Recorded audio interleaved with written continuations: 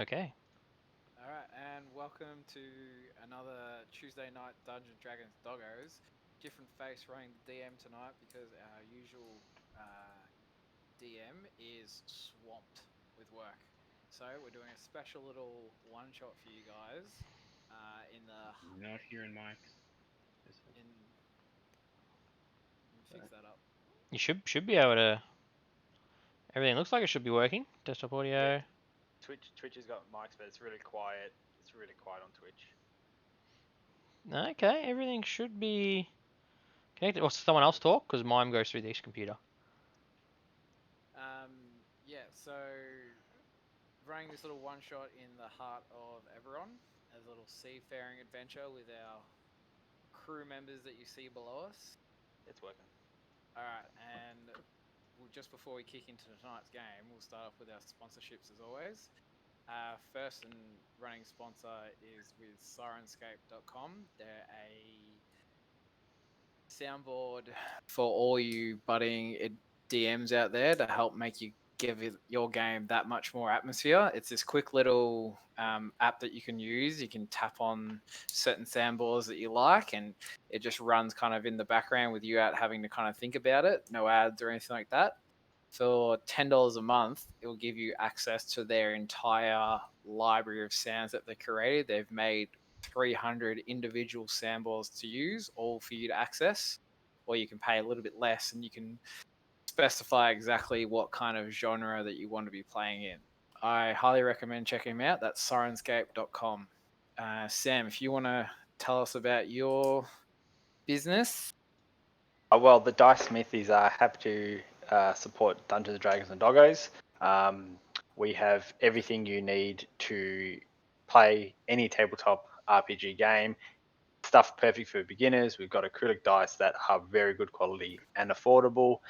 We've got metal dice for more experienced players or people who want to lash out.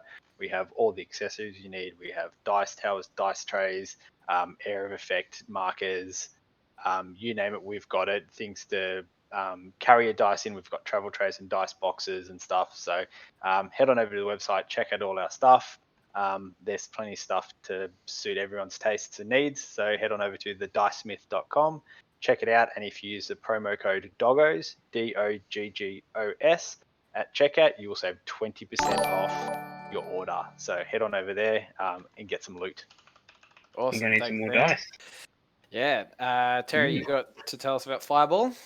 Yeah, so my friends over at Fireball RPG, they've recently had their Kickstarter go off with a great success. They managed to get 326% funded, so well over their target, which is awesome. They managed to raise 65,000, which is awesome for them. Made them the fifth most backed mobile game on Kickstarter ever, which is a huge achievement for them.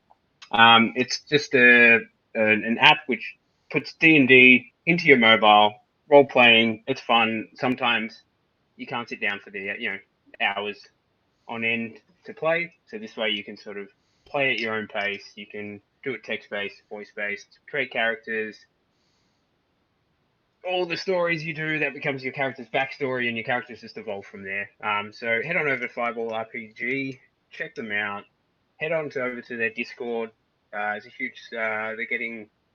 I think we're pushing up to 2,000 members on our Discord page in there, and it's just growing day by day. So check them out. Wait for the release, which should be June, July, August, around there. So check it out. Look for it. It'll be great. Great fun. I'll be on it. So Cool. Sounds hope to see you there. sounds like a good little boredom breaker. Yeah, Uh, 100%. Jacob, you want to talk about reroll? Yes, Reroll is a lovely app that is currently in the iTunes and the Google Play. It actually allows you to create 8-bit little figures. So I managed to create my Tomb Annihilation character, Demi, here. The good thing about it is it's customizable and you can also import things to it. You can also have just it plain itself so that you actually can give your party members an actual physical version of what you look like. I know they've recently done a couple of updates. They've added a couple more creatures, more races into it. And the good thing is you can actually import your D&D Beyond file into it. So you can just scroll across and look at all your stats. So check out reroll.co. A really good app and highly recommend it. Yeah, we all use it. It's great. And last but not least, Cowman. Okay, so lastly, our second major sponsor of our both campaigns, both Tomb Annihilation, Curse of Strahd, and our funky little one-shots that we throw in every now and then, like this one, run by Down Under DM. This is miniaturehub.com.au. So this is a fantastic place, Australian-based company. They're actually based out of New South Wales. You can get basically everything you need for D&D, Pathfinder, Starfinder, miniature painting, miniature building, things like that. You can buy pre-made stuff off them, ready to go, just throw on your table and go. Already painted, already done up, looks fantastic. Or you can jump in and, as you can see on the screen at the moment, you can get some fantastic terrain crate dungeon traps. So stick pack comes with a little spike trap there. You got some little wall traps, trapdoors, spike pits. There's some fantastic things you can jump on this website and check out. Use the code Doggos. It's a very familiar code here for you guys. Use that code. Get yourself 10% off. Get yourself fixed flat rate $10 shipping anywhere in Australia. And go crazy. Like just buy as much as you can off these guys, because the more you buy off them, the more they support us, and the more we get to show you some awesome stuff and give away some awesome stuff maybe in the future. So the more we say it, the next, never know, we might actually get to something quite decent. So please jump on their website, miniaturehub.com.au, check them out, and we love you guys. All right, thanks, Cameron, and that's all our sponsors. So, with all that out of the way, we'll get into tonight's little one shot that we've put together. So, this one shot's being held in the world of Everon on the continent of Corvair. A war has been raging across the continent for the last 100 years. Our group are currently at the Adder Port in Kubera. Now, they've all answered a call to a letter on the local notice board.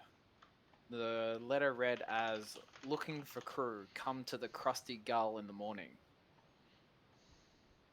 As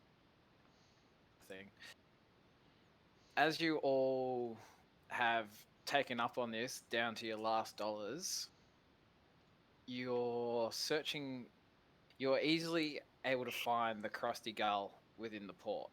It's not too hard. It's kind of like right at the front with big letters across the back of the ship. Now, this ship stands out a bit more than the rest in the port. Most of the rest in the port are your standard sort of sail and cloth style ships, where this one is actually a water and elemental ship. Its hull is more well designed and has more kind of weaves and curves through it. It's currently boasting four cannon barrels at the top on either side, and then what you see through the center of it are these kind of long hooks that come out probably 10 feet up around the ship. Now, none of you have actually seen what this ship looks like when it's crossing the actual water, so it's going to be a sight to see, that's for sure. As you're all kind of gathering at the front of the pier, waiting for someone to greet you at the ship, you see an old, crusty sort of sea-weathered man kind of greet you at the top. Oh no! Arr, I see you've answered the call on the notice board. You'd be looking for gold and adventure, I see. As he points down to Sam, Cameron, and McChrystal's character, if you want to describe each of what we kind of see in front of us. So you can go first, Jacob. Go, Okay. Jacob. Sweet. So I'm a changeling. I'm about 5 foot. I'm very slim. I got different colored hair, trying to fit in like the chameleon effect of it. I'm in very much meditation robes, and as well as kind of got quite a lot of spiritual tattoos all around my body, as kind of hinting my monk ways of life. Yep. Sam, you want to describe your character? You see a quite short tabaxi with light brown hair with brown splotches all over it, yellow eyes. Very short, but quite lean, quite skinny. dressed in some loose robes that are very like pale brown color. So, and yeah, standing there, just hands crossed in front of him and waiting. Mm-hmm. And Cowan. So you see quite a short gnome, very portly, very podgy.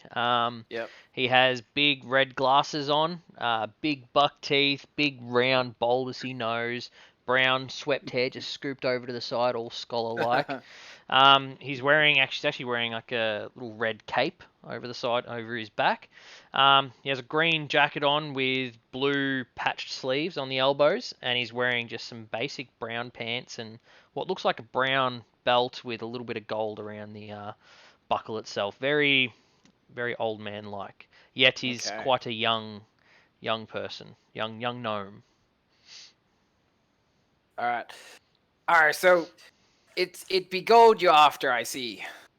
As he kind of like looks down at you three. Yeah. Some gold would be not, pretty good, eh, guys? Yeah. not this voice again. Gold's always good. Yeah. What do you Well, guys you're think? the only three that answered the call. Well, Captain Levy is my name. You come aboard. oh, okay. Hi, Captain Levy. My name's Pike Chakowski. Yeah, I'm at your service. So, anything you need us to do, just give us a holler, and I will be your yeah, I'll be that guy. Let's go. All right, Pike, Hey. on you come. Oh, okay, yeah. And he sort of just like as he Waddles walks onto the off. ship. Yep, got a bit of a waddle to him. Love it. Do you other two follow up, or you stay in the dock? I stay in the dock and just go to bed. Yeah. Mike. Yes. Thank you so much. My name is Keith. Look Keith. forward to working with you and earn a bit of gold along the way. Welcome aboard. Pleasure. Yes, I am looking for work. I've sailed before, and anything you need, just let me know. And I walk up the gangplank, but for me, it just feels like I'm walking normally, but you almost see me walking at like double speed, like I'm All just, like, right. fast forward, just like Yep. just quickly, just shoop. Like As I'm not you- like running or anything. I'm just like casually walking. Like it looks like I'm walking, but like the video's being fast forwarded.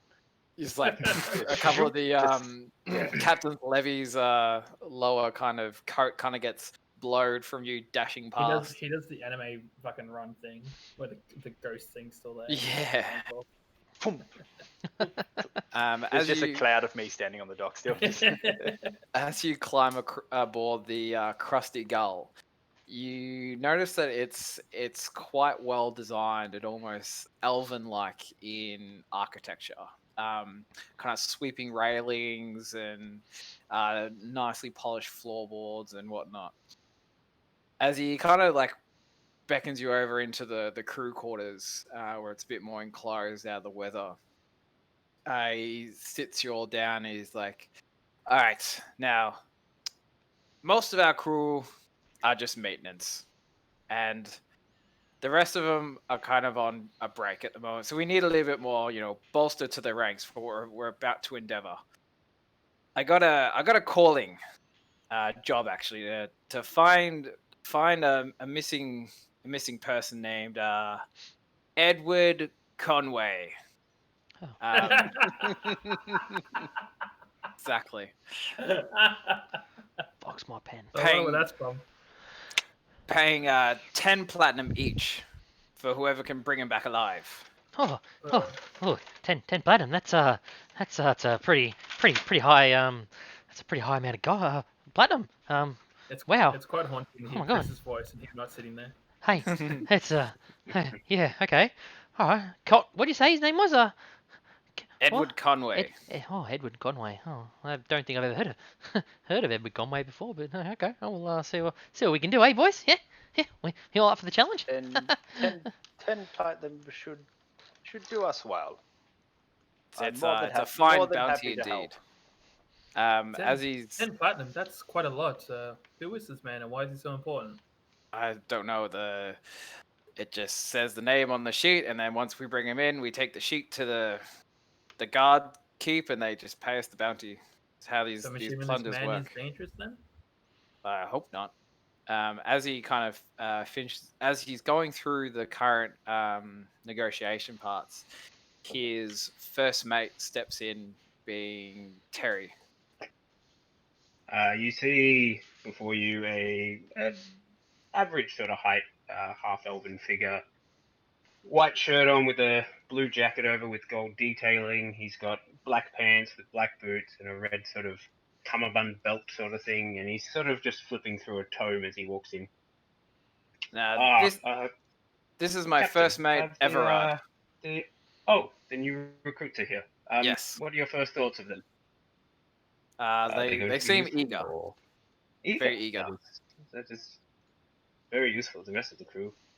And this cat-like fellow has her sea legs already. His sea legs, I apologize.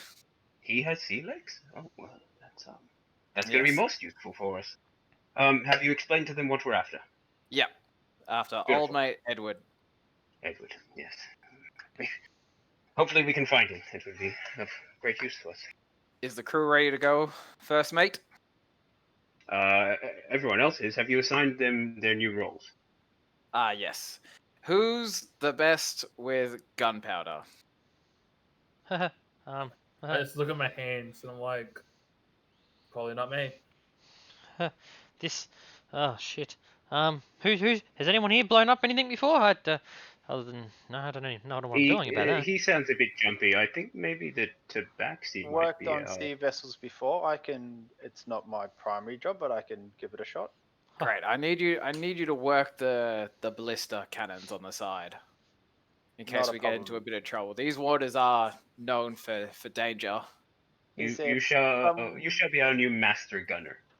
Perfect. Not a problem. Is there someone there I should see down the decks? All the guns are on top, actually. Oh. We don't have anything below. Is there- We mainly hold storage and cargo, so we moved our gun ports to the top. Not a problem. Is there someone I should see to? Look, sorry, Evard can give you a quick show I can of give you. the I can guns. get. Or if old Dusty's around, we can get Dusty to show him. But I'm not sure Perfect. if he's around. I think he was downstairs. You want to go fetch him, and I'll assign Yes, some orders I'll to go others. fetch. I'll go fetch Dusty, and I just proceed. I'm still have only been looking at my book and flipping through. I haven't really been not paying attention to anybody. Yeah. If So you need a blasé. place for a lookout, I can see quite a far distance. Oh well, that's perfect. We can put you at the front of the boat, Too And you easy to can- me. or maybe up top. I've even got he pulls out a telescope and passes you over a telescope, so that'll give Ah. you advantage on perception checks. Perfect. Hey, That would help me out quite significantly. Captain, hey, Captain. Yes, Yeah, yes, my small fellow. Are we gonna be going out to sea? We're on sea. We're about to set sail. Oh, okay. Yeah. Oh, cool. Well, because if Keth's going up to the to the lookout, is that what you call it? The Yep. crow's nest. If I get my terminology correct. Yeah, spot on. Yeah, that's good. I mean, hopefully he can go up there and he can see what he can see on the water in the deep blue sea. I mean, it's a pretty good place Yep. out there. You said you got some good. Why would you do? What happened? What are you doing, sir? Sir, please don't look down at me like that. I know I may be shorter, but I am. And he pushes his glasses up. I'm quite a knowledgeable fellow, so please don't look down on me. Have you studied maps before, young one? Oh, most definitely. I'm very adept with my books. I've never really been good with these things other than using pen and paper. So, well, actually quills, but Perfect. Me can help with navigation. Oh yeah, I can definitely do that. I'm very good. I've been told. Mum always said I was pretty good at finding my way home because she always would leave me out and I somehow came home. It was crazy. Like some sort of boomerang. Yeah, that's a true thing. I don't know what a boomerang is, but I suppose I could be like a boomerang. All right. So, Well, I think what do we do? Where are we going? How should I do it? Well, as he stands up and kind of ushers you out the door, out to the main deck. Oh. As you're following out, or are you staying in the room? Yeah, we'll follow. Definitely. All right. So as he leads you out onto the boat, I'll load up the map. Calls out to Evard. Evard, did you find Dusty? Yes, he's following me. He's a little older, so you've got to be patient with him. And as I come up, this like sort of like frail, hunched over man with like black fingers comes up, and he's sort of a bit itchy. Sort of this is Dusty. He's quite experienced with the guns, so Where's the he and I guns? will be happy to show you how to work them. Sorry, I didn't quite get your name. It's young. How old are you? Staring at the tabaxi right now. I am in my mid-20s. Young tabaxi. Yes, The myself and Dusty can show you. not a problem. Nice to meet you. My name is Swift. I'm Everard. Someone has to keep things sort of formal around here. Know what I'd do without ever out here. Don't know Uh, how the ship would go, that's for sure. Yes, well, we've had that issue before, haven't we? Yes. I Yeah, tried to that was leave while I kind was of my sleeping. fault. And... Yes. Anyway, let's not worry about that. Carry on, Levy. Who am I showing to the guns? that would be me. Right, well, come this way. As he leads you over. Here you have the powder, and here's the cannonballs next to the gun. Balls go in, powder goes in the back. Here's a fuse, fucking light it, bang, done. Sick. Not And a problem. then- Seems reasonable. And then when you go to aim, I'll come help you. Not a problem. Great. And I Fucking just walk, find me later. and I Good- just walk around, just like inspecting the guns and having a look and working out what's what. Cool. Yeah, so they're nice. They don't look like they got a lot of wear and tear on them. Yep. They're by no means new. But they are just kind of your standard sort of iron cannons. Each with about 15 cannonballs by each. Yep. And as Captain Levy comes over to you, Keith. Now, Keith, up here, Yo. as he points up to the mast in front of one of the rings.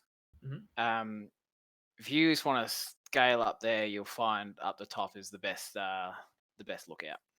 Thank you so much. And I just gracefully just climb up like it's like I'm just walking normally. Just pop, pop, pop, pop. As if I've done it 1,000 times. All right. Well, I think that's pretty much everyone I can think of. Evan, I'll take the helm, and we'll get this going. As you see the captain good. walk up the steps up to the steering wheel, and you see him grasp it.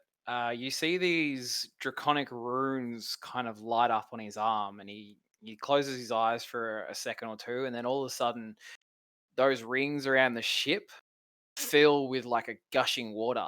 The sound of like 20 crashing waves all at once, just as this kind of force just shunts the ship forward, and then they kind of go into a bit more of a smoother motion. They're constantly circling round and around and around the ship. The rings themselves are in place, but the water itself is moving through the rings. And as the ship starts to take off and starts to gain speed and starts to move through the waves, you can take this time to kind of talk amongst yourselves if you wish. I'm just keeping an eye out because I'm on lookout, and that's it. You're on mute. Fuck's sake, can I find where Everard is? Yeah. Is he like Everard's within just eyesight? Everard's up on the main deck with the rest. Everyone kind of checking I'd like everything. to just walk up to him. Just so, hey, how long have you been on this ship? Been on here a while? A couple years now. I sort of was. I've been on a couple ships, and this one, there's just a certain charm about the captain, and I've sort of drawn a liking to him and this ship, and spent as much time here as I can. Oh, that's fantastic. Did you always start as a first man, or were you like, how did you become what you are? So I was adopted out to a sailing family when I was very young, and I've sort of just grown up on ships. And it wasn't until my mid-20s that I decided I wanted to work up the runs towards helming a ship. And Captain Levy here has been a great mentor. So Oh. treat him well. He will treat you well. But And will he forget my name like he keeps forgetting yours?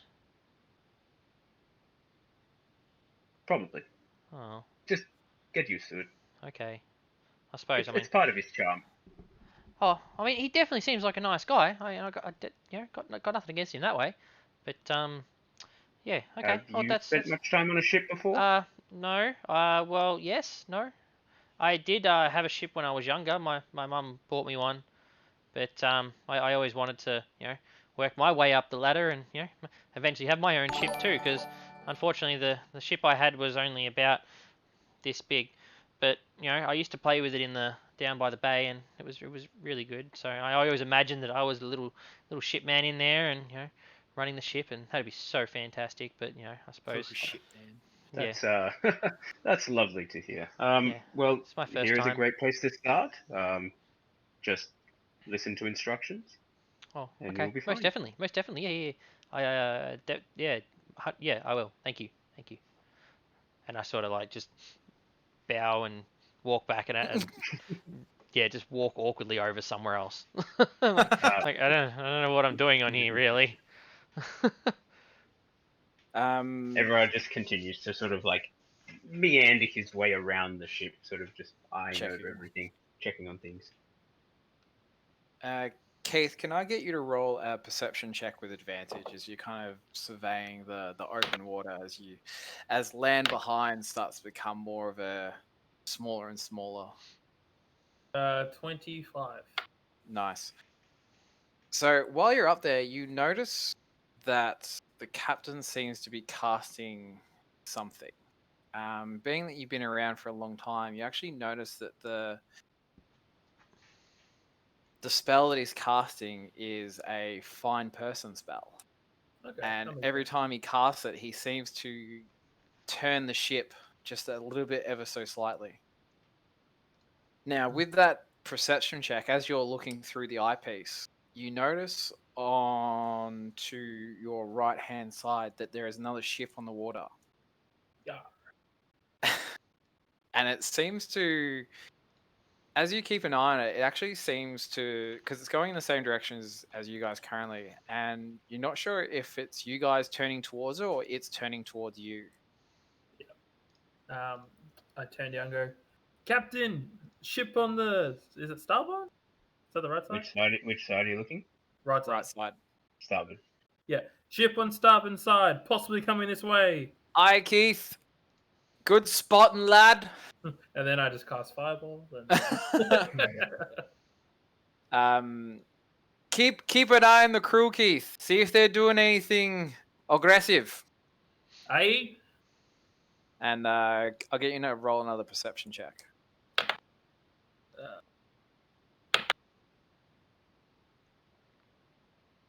21. So after about 5 or so minutes of just kind of constantly watching them, you do notice that they're actually starting to load their cannons and kind of positioning them in a sort of definitely positioning in a direction towards our ship. Captain! Yeah, what's They're up, loading Keith? their cannons. Oh shit, Dusty, it's time. As old Dusty stumbles up to you, Swift. All right, mate. It's fucking showtime. You ready? And I'll ever be. All right, load those 4 cannons with 1 ball each. You got it? Not a problem. And I quickly run off and open the back of the cannon, load one in, close the back of the cannon. Prep prime. Easy enough for you to do. Yep. It's not hard putting balls in a tube. Yep. All right, Captain, we're all locked and loaded, ready to go. All right, boys. Keep a calm nerve. This is Levy at the moment. Keep calm, and we'll only fire where fired upon. So currently the other ship is about 300 feet away.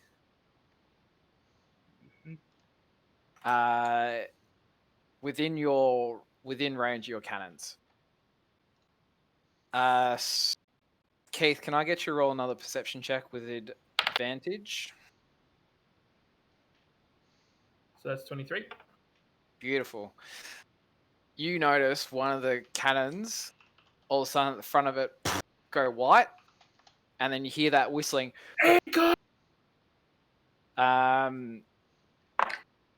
As 2 shots ring in, and you see the flash, and then 2 seconds later you hear the boom, boom, and the shots come screaming overhead.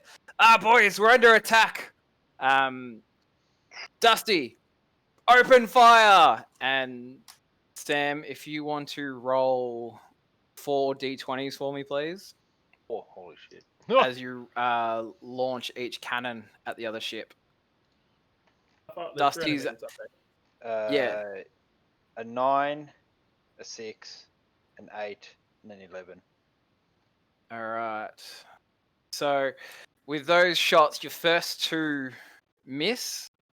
Your third one just like scrapes the top as like your shots ring out. Dusty's aiming him for you to kind of help, but your third one hits true. And can I get you to roll 3d10 for me as one of the cannonballs slams into the side of the other ship? 10. I just need one more d10. Yep.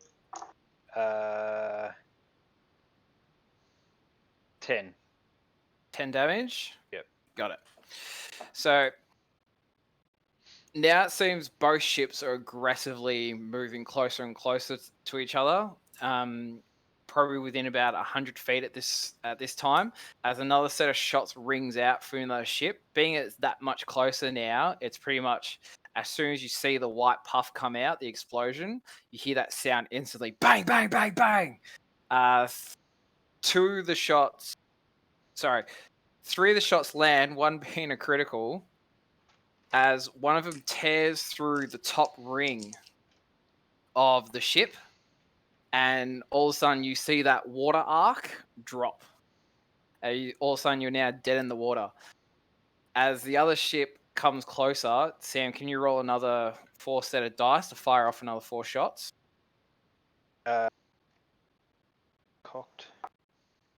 Captain, do you want me to engage? Just ready yourself, boys. I think we're going to get boarded. What? All right. Boarded? 12, 13, Oh. 11, and 4. Oh shit. What was that, sorry? 12, 13, 11, and 4. So 2 of them hit. Can I get another... can you roll 6 d10? Lucky I got plenty of dice. Lucky you're the dice smith. Oi. 6 d10. Hang on, I need one more d10. What? They've all disappeared. There they are. 6 d10. 10, 20,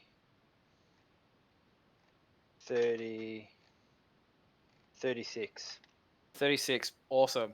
So as your shots, 2 of them go wide, the other 2 bang on target and actually destroy their main guns at the front. You see wood and iron splintering everywhere with the impact of the balls.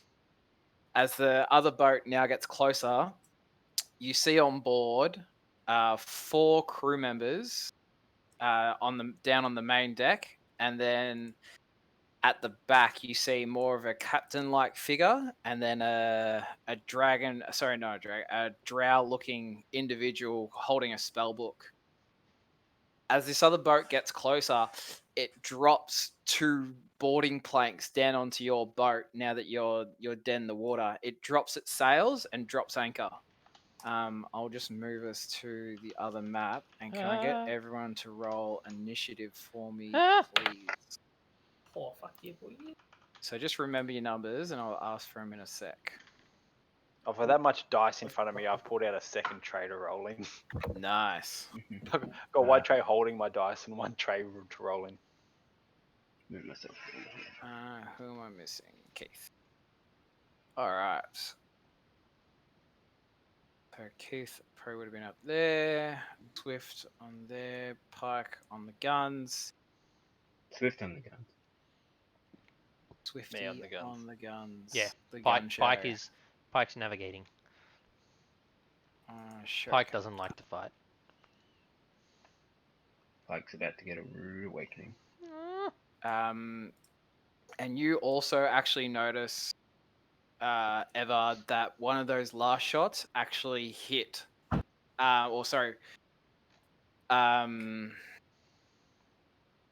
Grazed the captain, and he's currently down on the floor.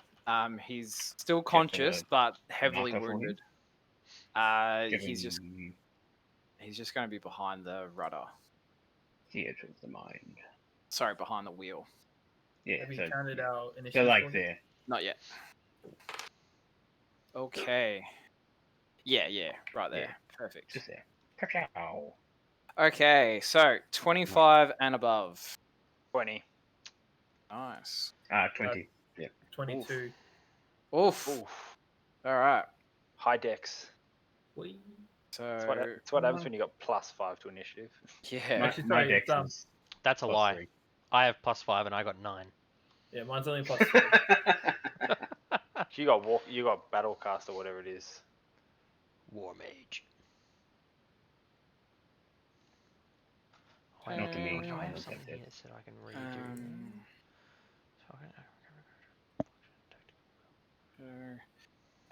So what did you get, Cameron?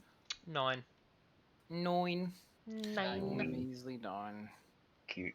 That's cute. So the crew that you're seeing in front of you, one larger looking one holding a battle axe, is a orc, full teeth grinning out.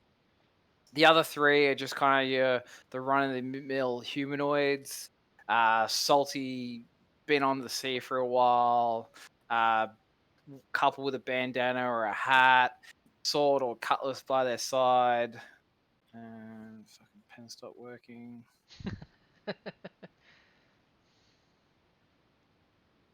And old mate Pike. Perfect. So Keith, you're up first with Swift next. Sweet. Um, I'm going the- to pull out my dart, Mm-hmm. and I'm going to take a shot at this berserker here. Yep. That is an 18 to hit. Pull up his thing. It's disadvantage, by the way. Yeah, 18. What's it is? Because he's too far away. Oh Disadvantage. yeah, so it'd be Because you're up on the tower. yeah. So Yeah. 14 to hit. Anything over f- 20 feet with a dart is disadvantage. So Alright. 14 doesn't hit. Okay. Cool. Your dart slings into the bottom of the ship as rain starts pelting down. So you're still up in the crow's nest. Yep, I'm gonna start climbing down the crow's nest. Yep. So that'll very take quickly. 20 feet of your movement. That's fine. I'm gonna like a glide my way down there. Yep. So there are 2 gangplanks currently going across. One directly in the line of where Swift is, and the other one just in front of the rear stairs leading up to the. No, one The wheel. there and one there. Yeah. Yep. Does the cannon in front have something in it? You don't know. I'm going to just quickly light it and see if I can shoot a cannon out of it. Okay, so it was your action to throw your dart, or was it your Yep, I bonus got action? 2 actions. Oh, nice. All right, so you go to put the fuse in one of the guns. Yep. Nothing happens.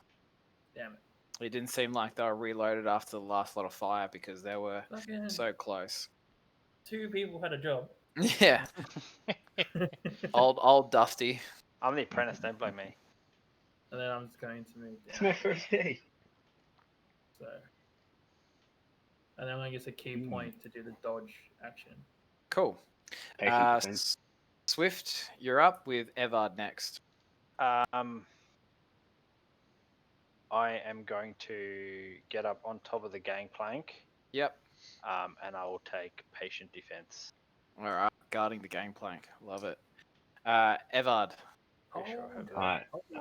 I'm going to pulling out my book and sort of flicking through my book. I'm going to move. Oh, that's 5, 10, 15, 20, 25, 30. I'm going to walk around that. Cool. Seeing the figure flipping through a book or a tome, Yep. I'm going to stop on a page and utter the words under my breath. Tell me your name as I cast extract name as a bonus action. So I need a wisdom saving throw. Oh, okay. Wisdom saving throw. Level You 15 got it. wizard, mate. 7. 7, that's a fail. So I now learn that target's name. Yep. Her. Um, Yeah. Go. yeah, I learn her name, or if they don't have a name, I learn what they Her do. name is Aberranth. Aberrant. Yeah. Labyrinth. Just gonna make note of that. Cool. So I've done one of those. Now, after learning Aberrant's name, I am going to within 60 feet of me.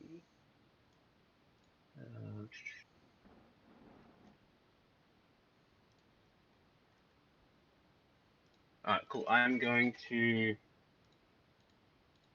sort of look at the area around them and start waving my fingers and then pull it up as I cast black tentacles Oh shit. around the captain and the sorcerer there. Yep. So it's a 20-foot square on the ground within range, so sort of covering this sort of whole area around here. Yep. Got it. And it turns it into difficult terrain. When they start their turn in there, they'll need to give us a dexterity saving throw. Oof. Deadly. And that'll be my turn. So yeah, as you pull your book out and cast this black ichor, tentacles start coming out of the bottom of the boat and start kind of waving their way up, kind of slapping and hitting things all around. Now it is the captain's turn on the boat. So you said he needs to make what sort of save? Dexterity. Dex save. All right. 19. 19, that does pass, so he takes half damage. Okay. When lay I it on find me. the spell, here it is. 4d6 for sure. Takes. Oh, actually, hold on. No. Actually, I think he's fine. Oh, okay. That's 10 the area.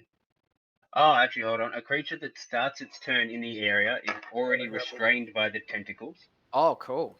and takes 3d6 bludgeoning damage. Nice. Yep. And then they have to try and That break is it. And Horrible rolls. That is a 1, 2, and a 3, so that's 6. Jesus. Could be worse. So a creature restrained by the tentacles can use its action to make a strength or dexterity check against my DC to free itself. Okay. He's gonna pull out his blade and try and start cutting free of the tentacles. So he's gonna make a dex save. Okay, That is a 21. that does pass. Okay, so that's his action, and then he'll use the rest of his movement speed. Difficult terrain. Oh yeah, Yeah, difficult difficult terrain. terrain. So he'll get about to there, and that'll do him. Now the sorcerer at the back, freaking out with his tentacles coming up. She has to make Sorry, just so you're aware, I put it there. So that's the center of the 20 whereabouts? foot in between them. Oh, yep. 5, 10, Just 15. so pretty you much know. encompasses the like. Where is it? It's just a 20-foot square, so it'd be like, well, I guess one above or two down, sort of thing. 5, It wouldn't 10. be too big. Yeah. Cool. So she's restrained as well, and she's gonna try and. So that's better. She takes 8 bludgeoning damage. All right, 8 bludgeoning damage. As these tentacles whip up and start like smashing her in the face and around the torso and stuff. So that was 8. 2. She's going to try and hit the tentacles away with her fist, making a strength check. for 8. So I don't think That that's fails. So she remains restrained. sucked in, bitch. The orc-looking fellow pulls his battle axe out and starts 5, 10, 15, 20. It starts Well, actually, running. I actually no, I don't think. Sorry, it's just I'm remembering that when I damage someone that I know Yeah, the name of, they take damage. I'll just like extra damage. Makes sense. That's look. fucking wicked. Being that it's new to me, I'm happy to take that if you're allowing me to. Otherwise, I'll try Yeah, and yeah, yeah. remember it for next time. I have to Go. pick one. I've got 4 that I can go with. Go for one. So I'm going to go for Dissolution, Mm-hmm. which means that the first time she takes damage from a spell, Yep. she takes extra force damage. Right. How So she much? takes 3d8. Poof. That is better rolling. That's 17 force Wow. damage. As So the new to this thing. as the tentacles smash her about, one kind of that you're more in control of kind of slithers up and cracks her over the back of the head, and she kind of spits out some blood. She's still up, but that was a big hit. The angry-looking orc pulls out his great axe and starts charging across 20, 25, 30, and comes up to you, Keith. He's going to make 2 great axe attacks against you. And you know what? He's going to go reckless as well. Go! So advantage on all the attacks. So So, first straight roll. axe comes down for So he's only got a straight roll, right? because you're patient defense. What? Yep. It's Disadvantage. Disadvantage. So a So straight he's roll. wasted a Alright. reckless on a I'll normal roll. roll. I'll roll that again. At the start of his turn, the bird can gain advantage on all melee attacks. But you don't get that. So with the first one, he misses, Good. and then comes in with the second one. Oof, nat 20. Unlucky. Cancel. Yeah. Wrong campaign. Where's Olmo?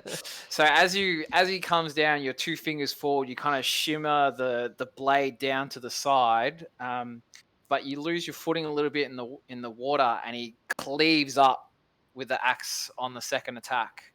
2d12s. 11, 20, 24. 24 slashing damage. And that'll be the end of his turn. And So the pirate boys are up next. 5, 10, 15, 20, 25. Up to you, Swift. Fucking dodge action. Old pirate disadvantage. boys. So this gives him disadvantage. Yep. All right, awesome. For you. Yeah, good for me. Yeah. All right. So as he comes in with his cutlass and completely misses and strikes into the deck, and he's Shit. gonna go again. That's better. 19. That hits. Okay, so first, once again, you parry off the first one, and he swings low and gets one of your feet. For it's only a d6, so it's not that bad. My tools is 4, 5, 6, 8. 8 slashing damage. The second one is going to hide somewhere as an action. And then the third one, and also Pike, you're up next. The third one is going to take a shot. How do you do measuring again in Astral? hold shift. Hold shift, that's it. Start on a point, hold shift, and drag it to where you want to go. 55 feet. Yeah, you can make that with a crossbow. Easy. For Pike or whatever. Yeah, it's just a hand crossbow. It's got a range of 30 to 120. That's a disadvantage. Yeah, that's all he's got. So he's going to take a shot against you, Pike, for a 4. As he draws his hand crossbow out and shoots off, it just sinks into the side of the ship. Pike, you're up. Okay, so pike is going to. Oh shit! We're getting attacked. He's going to run over to here, and then looking at the pirate. Actually, he's going to run there, and then he's going to go over to here, and then seeing old mate Berserker, he's going to grab his hands. What do we got here? All right, he's going to get his hands and rub them together, and then just point, and these 3 little firebolts. Nice. They're just going to come flying out towards. Well, 1 little firebolt will go flying out towards Berserker. Got it. So, Roll for some attack. come on, baby. Where is it? Okay. So that is an 18 to hit. 18 hits. Yeah. Alright. Okay, 3d10s. So we got. That's an 8. Idiot. 10. So that is 3, 13, 19 points of fire damage. Nice.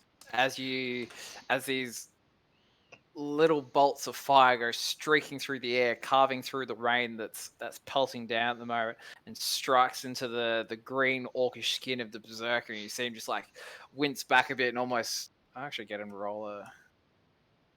No, he's fine. He almost falls off the side of the plank, but manages to kind of hold his footing. Are you doing anything And else with then your from turn? there, I'm going to go back to here and try and not hide, but try and stand behind. I'm assuming that is the pillar or the mast. Yeah. Yep. So I'm going to try and stand behind that, just so I'm out Got of sight. Keith, you're up. You've got this big raging berserker that's just been hit by 3 firebolts. Well, that's fine because I'm just gonna look at him and I was gonna electrify a little bit. And I'm gonna do Thunder Wave. Use my elemental monk powers. I need con Oof. save from him. Con save. You got it. What's his con? 19. That passes, so he takes half of this, and he doesn't get pushed. So he takes 5 on that one. Yep. So key points. That. And then what I'm going to do is I'm going to just strike him Mm-hmm. with my melee. That is a 17. To hit. Yep. That hits. So that is 10 bludgeoning damage. Just And right in the schnoz. So as you clap your hands together and this electric energy flows out your hands, and all the water, all the rain pelting down kind of all gets pushed back in kind of a dry moment, and then the rain comes back in again for that split second. And then what I do is I'm going to take a key point and I'm going to use Step of the Wind. So I'm going to disengage. Okay. So I'm going to move back. So I'm basically going to flip back like so. So what was that from? Do some cool monk shit. Pretty much. That was Doing 20. backflips all the way back. Yeah. Parkour. Making unnecessary grunt noises as you do it. So 20 there. Yeah. Just finishes like the hard. Yeah. And I just do the whole near Yeah. So you open palm him in the chin. He's kind of dazed a little bit, and in that set of daze and confusion, you kind of rush back, unable for him to strike. Swift, you're up. You've got this pirate in front of you. Take just go bang bang, two quick hits on him. Mm-hmm. That is a 25 and a 28 to hit. 25 and a 28, I think will definitely hit. Yep, and then it is, where's my D8? And then the first one is 10 damage, slashing. Oof. Nice. And the second one is 7 slashing damage. Yep. And then as a bonus action, I will do. Can do. Crap, where is it?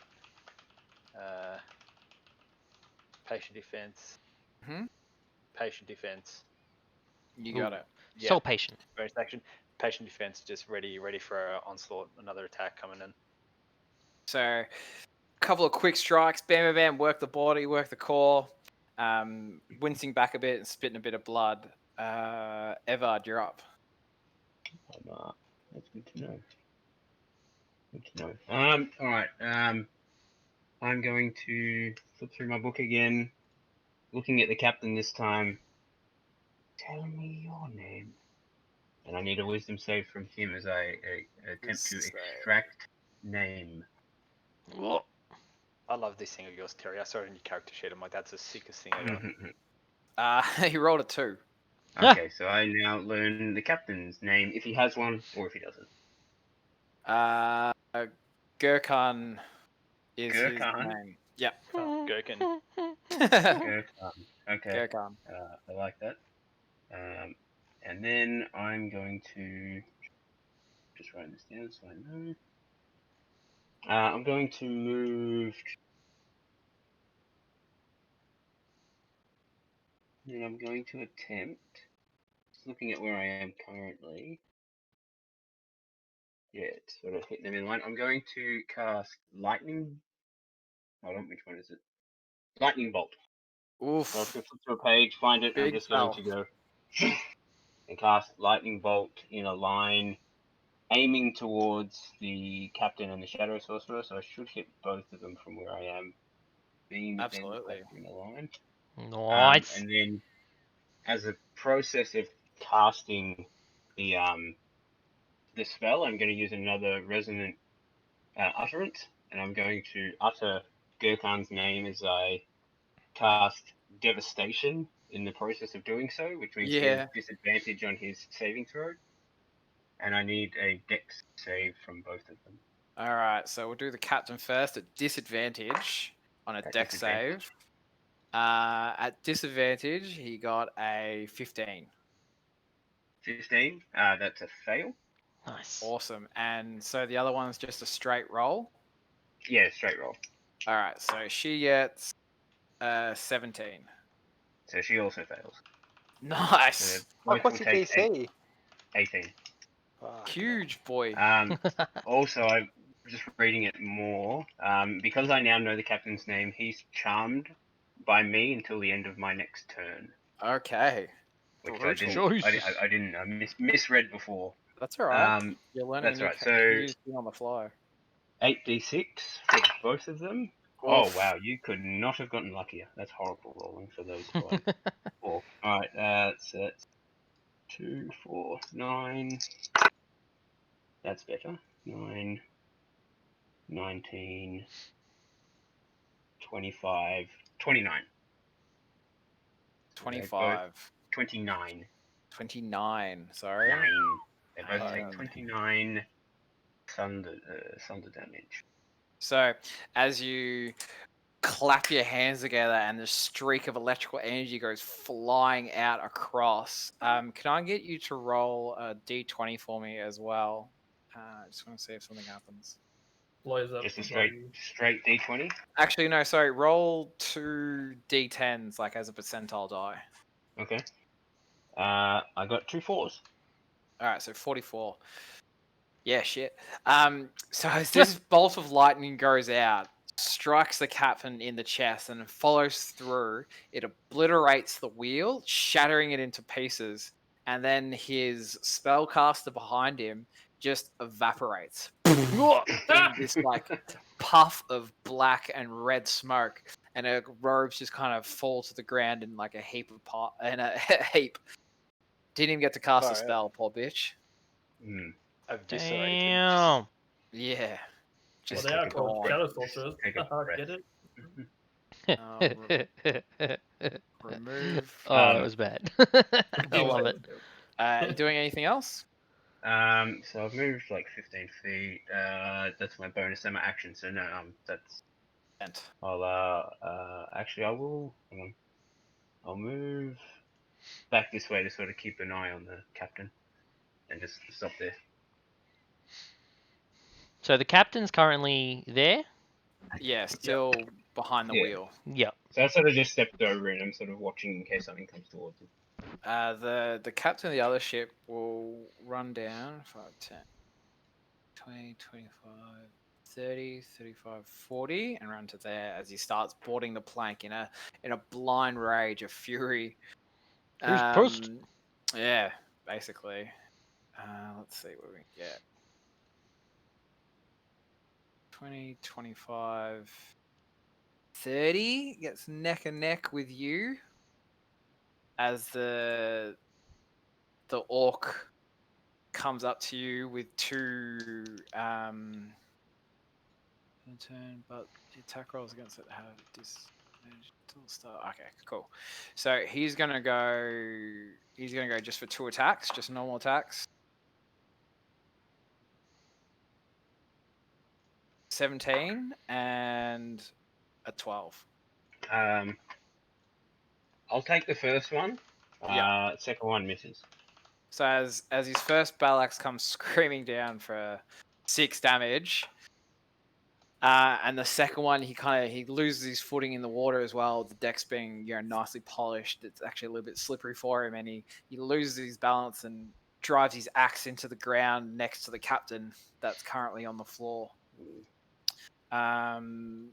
This one here in front of you, Swift. I'll pull up his thing. Is going to make 2 cutlass attacks again. Yep, at disadvantage. So the first one. Come on, mate. Come on, boy. Yeah, first one is 14. Miss. Nice. Second one, even worse, like a 2. Oh, that hits. No, I'm kidding. Fancy that. So he misses with both. Both swords kind of like swing under and over. Yep. The other one here God. pops up with his crossbow and gets a shot on you for a. Sorry.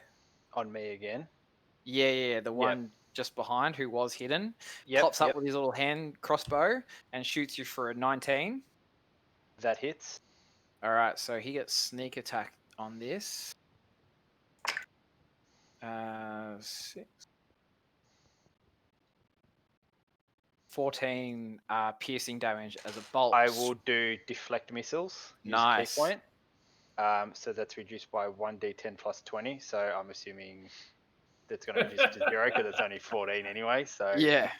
And I will use and I'll throw it back at him. Oh, awesome. So reaction to catch it, and then 1 key point to throw it back. Mm-hmm. And it's used as so 1 key point to make a range attack, as with a monk weapon. Okay, so just use my standard. So for me, it's like 1d8 plus 3. So yeah, but I've still got to make an attack roll. Yeah. So that's 22 to hit. That hits. And then it's a d8 plus 5, so that's 8. That's 13 damage. Nice. Just catch it, and then just fucking throw the dart straight back at him. So as he fires the bolt at you, you catch the dart and use your momentum, swing yourself around and fling it back at him, and it strikes him right in the neck. It's like, champion. So that was his turn. She's going to run over to here and prepare a rope. And that's her action. She's going to ready to swing across. So actually, she'll move up, swing up to there. Pike, you're up. All right. I am going to see that the captain just got hit, and then I'm going to move around to the side here, and I am going to bring my hands up in the air, swing them around to the side of me, and then push out towards the berserker and use gust. Nice. So that is a nat 20 plus 9, so 29. I think that hits. Oh, easily. So, which doesn't really matter because all that's doing is it's just pushing him 5 feet away. So I'm hoping to push him over the side of the railing. We'll roll a dex save and see how he goes. He actually needs a strength saving throw. Strength save? Well, he rolled a 1, so I don't know. Okay, he fails. So as this gust of wind comes whirling out, and all the water is getting shot towards him like little needles, you know, when you stick your arm out of the car at 100 k's an hour, it's raining, and he gets launched over the side and falls flat down on the ground, and he'll take some damage for that because it's Good. funny. He takes 6 damage as he hits the deck with a thud. And then as he hits down, I go, get away from my captain. I am the captain now. And then I'm going to move over to the side, back to where I was. Awesome. What a good move. Keith, you're up with Noticing Swift that the up next. berserker got knocked over, Yeah, he's gonna currently run up prone to on the him. floor as well. I'm going to basically stand above him, crack my knuckles. Here we go. Just start swinging in. It's just like a pub roll. You're just like Just- kneeling yeah. over him. Yeah, you're just like on your knees, sitting on his chest, just pummeling his face, just bang. Hulk smash. So I get advantage. correct? Absolutely, you get advantage. Good. So that is 17 on the first to hit. That hits. Yep. Got my D8. Which is 7 to hit, and then I'm going to use my extra attack. Yep. Oh, nat 20. That's Woo! Boo, boo, boo. Cancel. and then yep. So nat 20 hits. So that is 15. So it's 18, and then I'm going to use That a key hits. point to use Fury of Blows. Nice. I'm going to basically Fuck yes. warp into the lad. So Yep. I take 2 arm strikes. Just wailing on him. First one is mod 20, Mm-hmm. and the second one damage is 15. The 15 doesn't hit. Sweet. All right, so you want to That's give me some another- damage for all those? Another 6 on that. Another 6. So what was it total? Oh shit! I was telling you. No, your mic kept cutting out. All I was It just was hearing was the numbers. first you one rolled. was 7. 7, then 18, then 6. And 6. So as you're leaning on top of him and just caving his face into the ground, it just becomes this mush of a mess into the boat. And his face now more resembles a drop meat pie on the ground. Good. I kind of just get analogies. up and And just he's brush dead. my my hands off with Yep. the blood.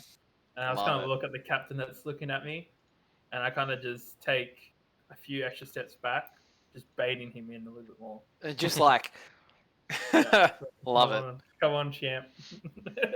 got this. So Swift, you're up. I'm going to take 2 more attacks on that pirate in front of me. Yep. Swing Um, away. First one is 11 to hit, Definitely not. and the second one is 15 to hit. That's his armor class. Sick. So that's 13 slashing damage. And then as a bonus action, I will use Flurry of Blows. Yep. 2 unarmed strikes. That is a nat 20. Oof. So 30, and let's then go. And then a 29. Damage. So I'm assuming 29 to hit because it's Yeah, 2 yeah, unarmed yeah. attacks. First one's nat 20. Second Yep. one's 29 to hit. Do you Yeah. count the 2 unarmed strikes in one roll, or What's this? with the Fury of Blows? Do you count it as one roll, or are you rolling twice? You roll twice. It's 2 attacks. Okay. Yep. Cool. Yep. Just double check. So the first nat 20 Mm-hmm. is 9 to hit. 9 damage. Yep. Slashing. 9 damage. And the second one is 9 as well. Did you double your D20, or was it? Yeah, I doubled the nat Ah, 20. yeah. It Nice. was just a shit roll. And then as where is it? Oh crap! I'm just trying to find everything. Fury of Blows, because Sundown Strike. You I've got done this. flurry of blows. That's 2 attacks. I have a thing I can do Mm-hmm. with once I do flurry of blows. Let me just find it. It's alright. That's another key point I've used. New character's always fun. Yep. Are you gonna stun them? It's not stunning strike because that's a key point. It's one thing I can do when I've picked. Where is it? It's I can prevent them. Where is it? They have to make a dex. Find it. Martial arts. There it is.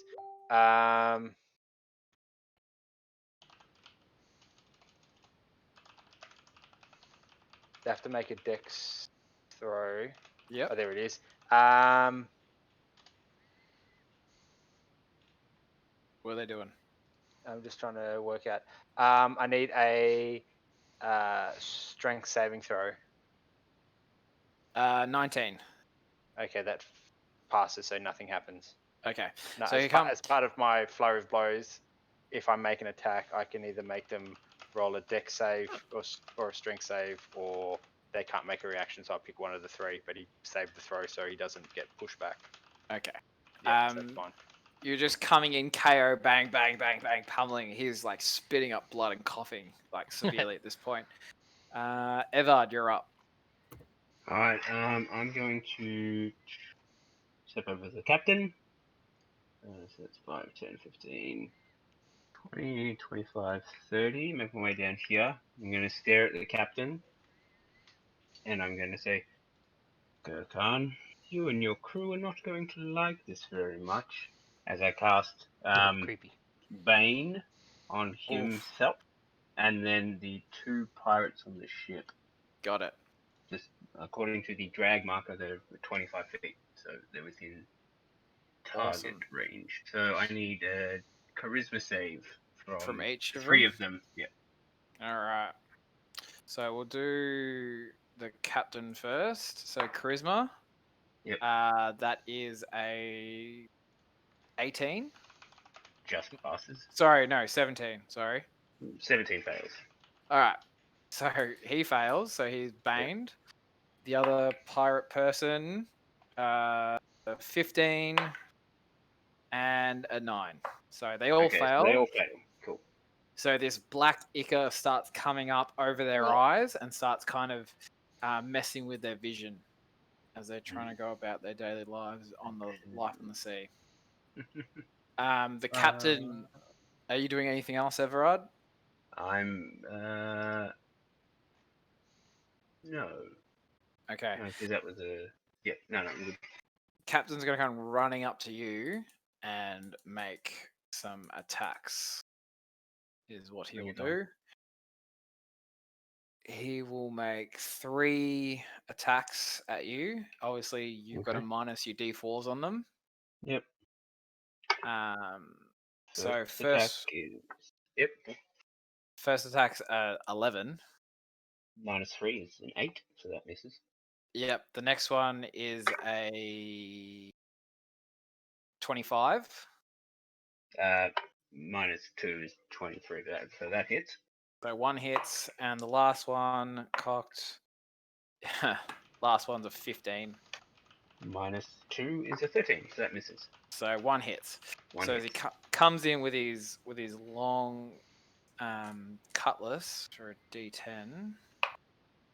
7, 10. 10 slashing damage. Cool. And that will. And then he'll use a bonus action and regain some HP. No. Don't do that. Okay, so they're dead. Rip The- veterans. Yeah, basically. The one in front of you, Swift, is going to make 2 attacks. Standard attacks. Pretty standard attacks.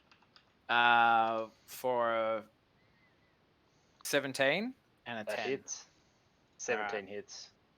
So one comes in for a 6 slashing damage as it comes into the side of your rib cage and he pulls the blade out. That will end his turn. Oh, hang on, oh no, that's right. He wasn't Bane. Never mind. No, he wasn't. Another 2. So this part here is going to take another hand crossbow bolt at Swift, and you're going to put that minus on it for us. For 10. -3. Yeah, so nothing basically. Misses. The other pirate will use her action, and she will swing across. And let's see if she makes the save or the athletics check. She she just lands on the. She kind of, as she grabs the rope, heaves herself up and swings across the water. She clips the side of the boat and actually falls prone. Pike, 16. you're up. Okay. All right, so It's like Muppets on the high water. seeing how Everard looks like he's doing all right, I'm going to jump next to the cannon here, look over at that pirate there, Yep. and then I'm going to let off a. Do you get disadvantage? If it's a ranged spell attack, it will be at disadvantage. 'cause Oh, they're is that the one currently that's on the prone. ground, is it? Yep. Right. Yeah. Sorry. All right, then I'll go for that one there. I'm going to let off 3 Scorching Rays. Nice. So I got to roll for each one of those, isn't it? Yes. Yep. Okay, so first one is a 19. That hit. Second one is a 14. That does not hit. Damn it. And the third one is a 15. That hits. Okay. So two Alright, that two's better than none. out of Alright, 3 is not bad. so the first one does 6 fire damage. And the second one, or the third one, does another 6 fire damage. So 12 fire damage overall. So one And hits 2 go. hits him in the chest and kind of staggers a little bit, and the third one strikes. The second one screams overhead with the third one following up and hitting him straight square in the face. You see his eyes roll back before he falls into the water and into the drink. So he is gone. Keith, you're up. Welcome, Swift. Thank you. Keithy boy. So I'm going to run up and do what I did before. Gonna stand over the top of the parent body Yep. and realize it's clobbering time. The Keithy special. Hit them while they're down. You know while they're down. So the first one is a 18 with advantage is a 25. Definitely hit. hits. And then my second attack is a 23. So 23 hits. So both of those ones hit. Yep. So it's false. So it's 14 damage to start with. 14. And then I'm going to use key point to use Fury of Blows. Nice. Pummeling, just laying into him on the ground. It's clobbering time. What's my body?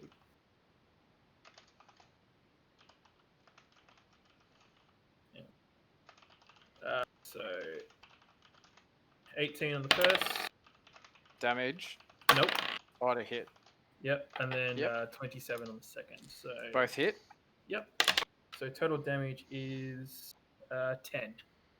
10 extra damage. Just As you're pummeling into this poor person on the ground, there, as you get up, looking down at your fists are dripping with blood. They kind of like roll over a bit, still alive, and like spit out some teeth. and I just go, don't get up. Swift. Roll an intimidation check for us, actually, Kate. Good. I'm very good at that. That is a 17. All right. Swift, you're up. Seeing this guy's just barely alive, I'm gonna like off the ropes backflip onto him. Yep. And just like just full like elbow to the face, like backflip off the ropes, elbow to the face.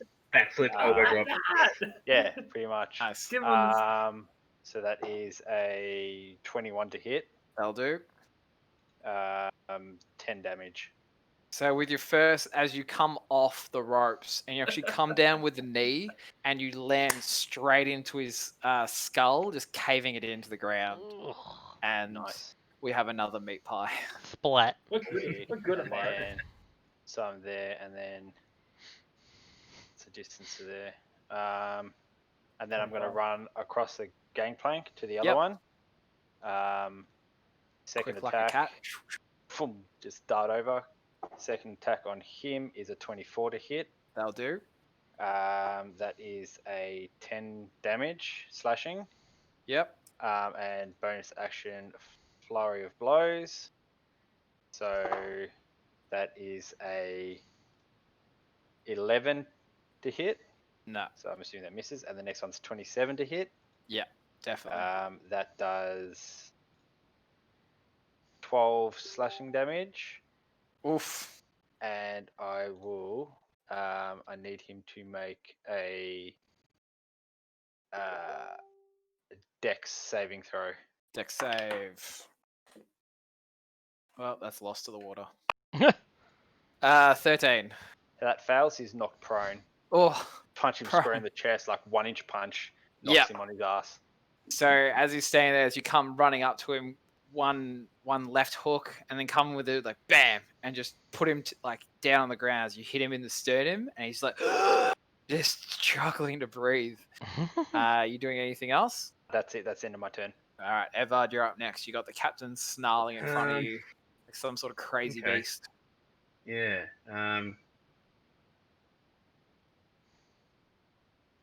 What do I want to do here? This is a tough one.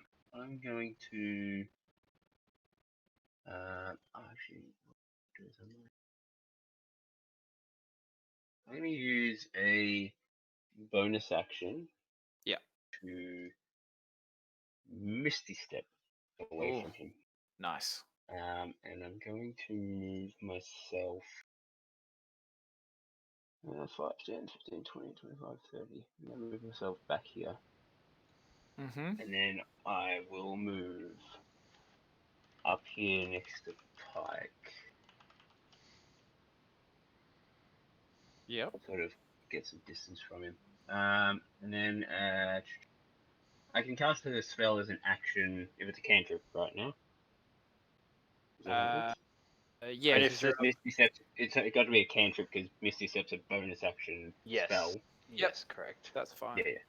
And then I will, looking at him, cast Toll the Dead on him. Nice. Now he has So I need taken a damage. whiz So save. Whiz save, please. you can get a 4. Oh, with Bane. With Bane, 1. Nice. So that is 3d12, Oh, nice which damage. is 16, 25. Oh, shattering. This ringing in his ears is shaking his like brain almost. So 25. Far out, Yep. man. That's big. All right, with that happening now, he's going to rush up again. 5, 10, 15, 20, 25, 30, 35, 40. Just. Jesus. Yeah, he's got big movement speed. Pulls his blade out and goes to attempt to disarm you of your book with one of these 3 attacks. Alright. So the first one is a 19. I will cast Shield as a reaction, so that misses. Oh, do you want to do Bane first? 4. What was it? 19. For 15, that misses. So first one misses. Looking nat 1.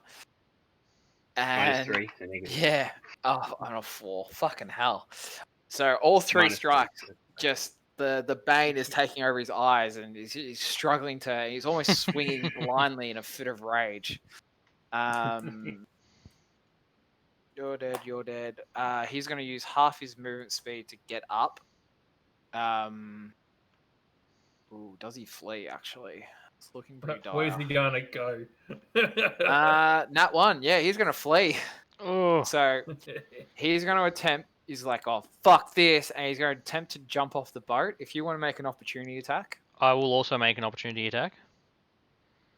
you're all the way over Is it- there. Wait, isn't it this guy?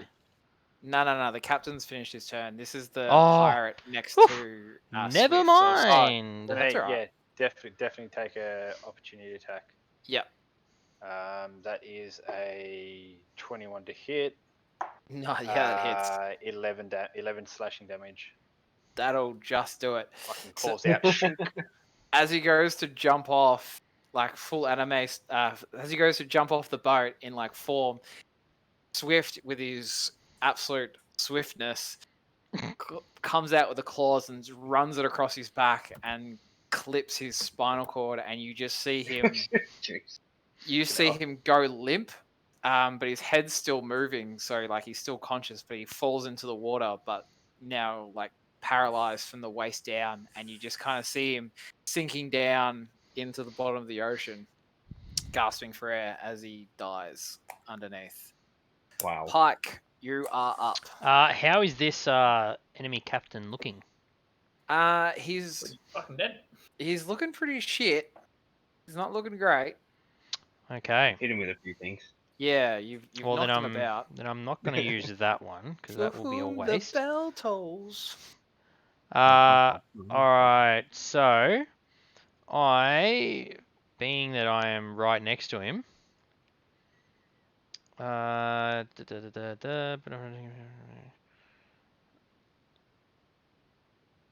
it only works on everyone around me. Better not do that one. Better not do that one. That's a McChrystal one. Yep. Okay, I will then, just for shits and gigs, I am going to pull out my staff. So Nice. my staff. I'm then Important. going to pull out a little bit of iron ore and then rub it on the side of the actual staff itself. And then it sort of lights up red as it sort of heats up and the staff turns to steel. I'm going to cast Steel Wind Strike. Ooh. And then I'm going to go for a whack on old mate, Captain. Yep. Give us a roll. Captain So- Morgan. So that is mod 20. That'll hit. Okay, so that is 6d10. One. 1, Jeez. 6, This little Go gnome for just it. comes up 8, like, "Bye." 16, Watch this.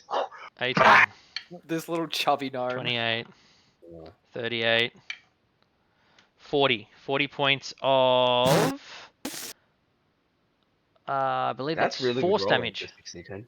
How do you want to do it, little gnome boy? As I come up, leave my captain, leave him alone, and I'm just gonna like uppercut him with it, like flick it from the bottom up, and just like Yeah. flick him over the edge. Anime, so I was gonna go like, as So he you falls to the muster ground. all your gnomish strength, and you come up underneath him and just pile this staff up in his like up through his groin and butt, and just flick him over the edge, and he's just jettisoned aboard and goes limp and is dead. And then I'm gonna look at Everard and I'm sorry I had to do that, Everard. I'm sorry. And I look all like Will sheepish end- about hitting people. End No, combat. you did well. Thanks, man. Everard. Yes, As, yes, Captain. Everard, I'm too damaged to pilot the ship on my own. You're gonna have to control the elemental. Everard, look at I'll me. do my best. I'm Everard, lucky. look at me. You are the captain now. Please take me down to my quarters where I can rest. I will. Maybe. Keith, can you come help him? I'm not very strong. Okay, I'll come straight away. Hopefully, right. And I'll throw the captain off the boat. Yeet. Where are we taking? So down the quarters, just the captain's quarters where you had that initial meeting. Very well. So yeah, man overboard. So yeah, you take the captain in and set him down on his bed. Everard, he's in that ship. He's on the ship. He's on the enemy ship. How do you know? I was using locate person. That would definitely explain things. Is there anyone else on board the ship? Do you know? Or I don't know. Just did you go only find sense him. All right, we shall. And I rush back upstairs. All right. Guys, the person that we're looking for is on the other ship. Stop wasting time. I'm going to use my feline agility, which doubles my movement speed, so 110 feet. And I'm Bwah! going to do a fucking quick lap of the boat, quick lap of the ship. Yep. Hey, you're like fucking Just, Captain America.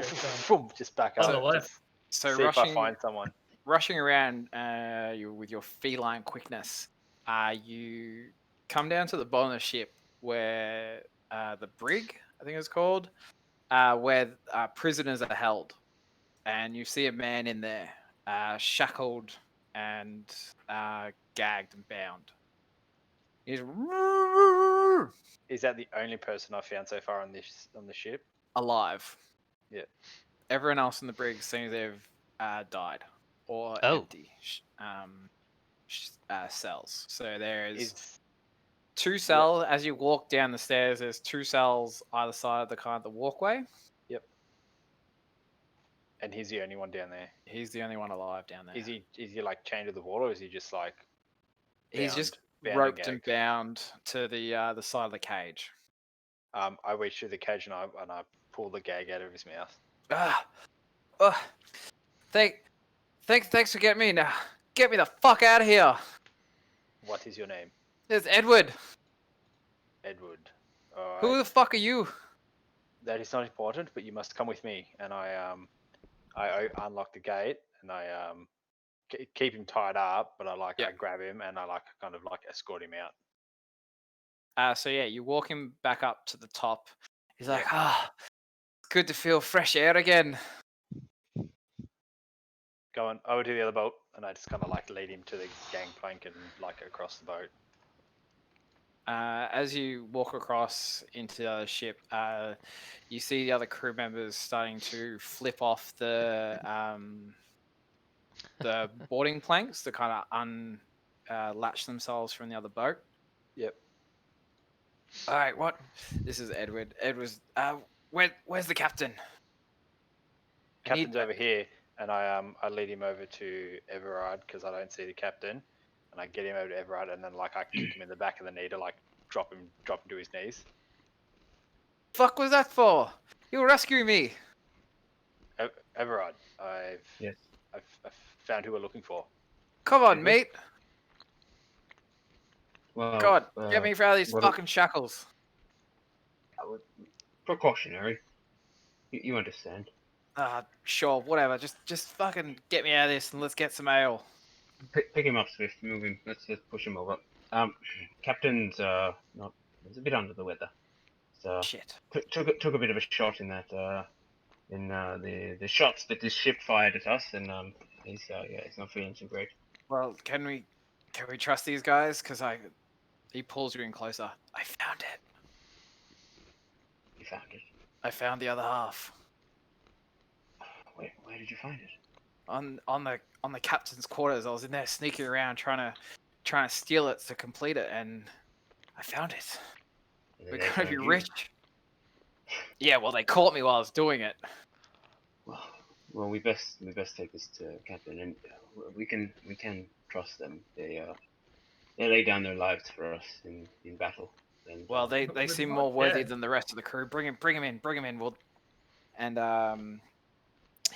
Edward stands up and he starts walking towards the captain quarters. Oh, you guys, you fucking covered or what? Well, we can't really go down. As Down they to come what? back, they just see me casting gust everywhere, just blowing off all the bodies into the water and all the broken debris. bits. Nice. See, you see what I mean, Edward? Useful. Okay. I get it. All right. Well, bring him down into the captain's quarters, and I'll have everything ready. Everyone, please follow. Hey, who's that guy? It's the guy we were searching for, Edward. Oh, is Edward that Conway. Edward Conway? Yes, Edward Conway. Oh my god. Wow. Okay. Oh my god. And I sort of cast gust on my hair and just sort of fix it up. Oh, jeez. I didn't realize we'd be meeting him so soon. Oh wow. Okay. Yeah. Where are we going? Down to see the captain. There's some important news for you to learn. Okay. I'll follow you then, I suppose. I lead them all down towards the captain's quarters. I'll walk last, and I'll just kind of dawdle along, just with my hands behind my back, just strolling along.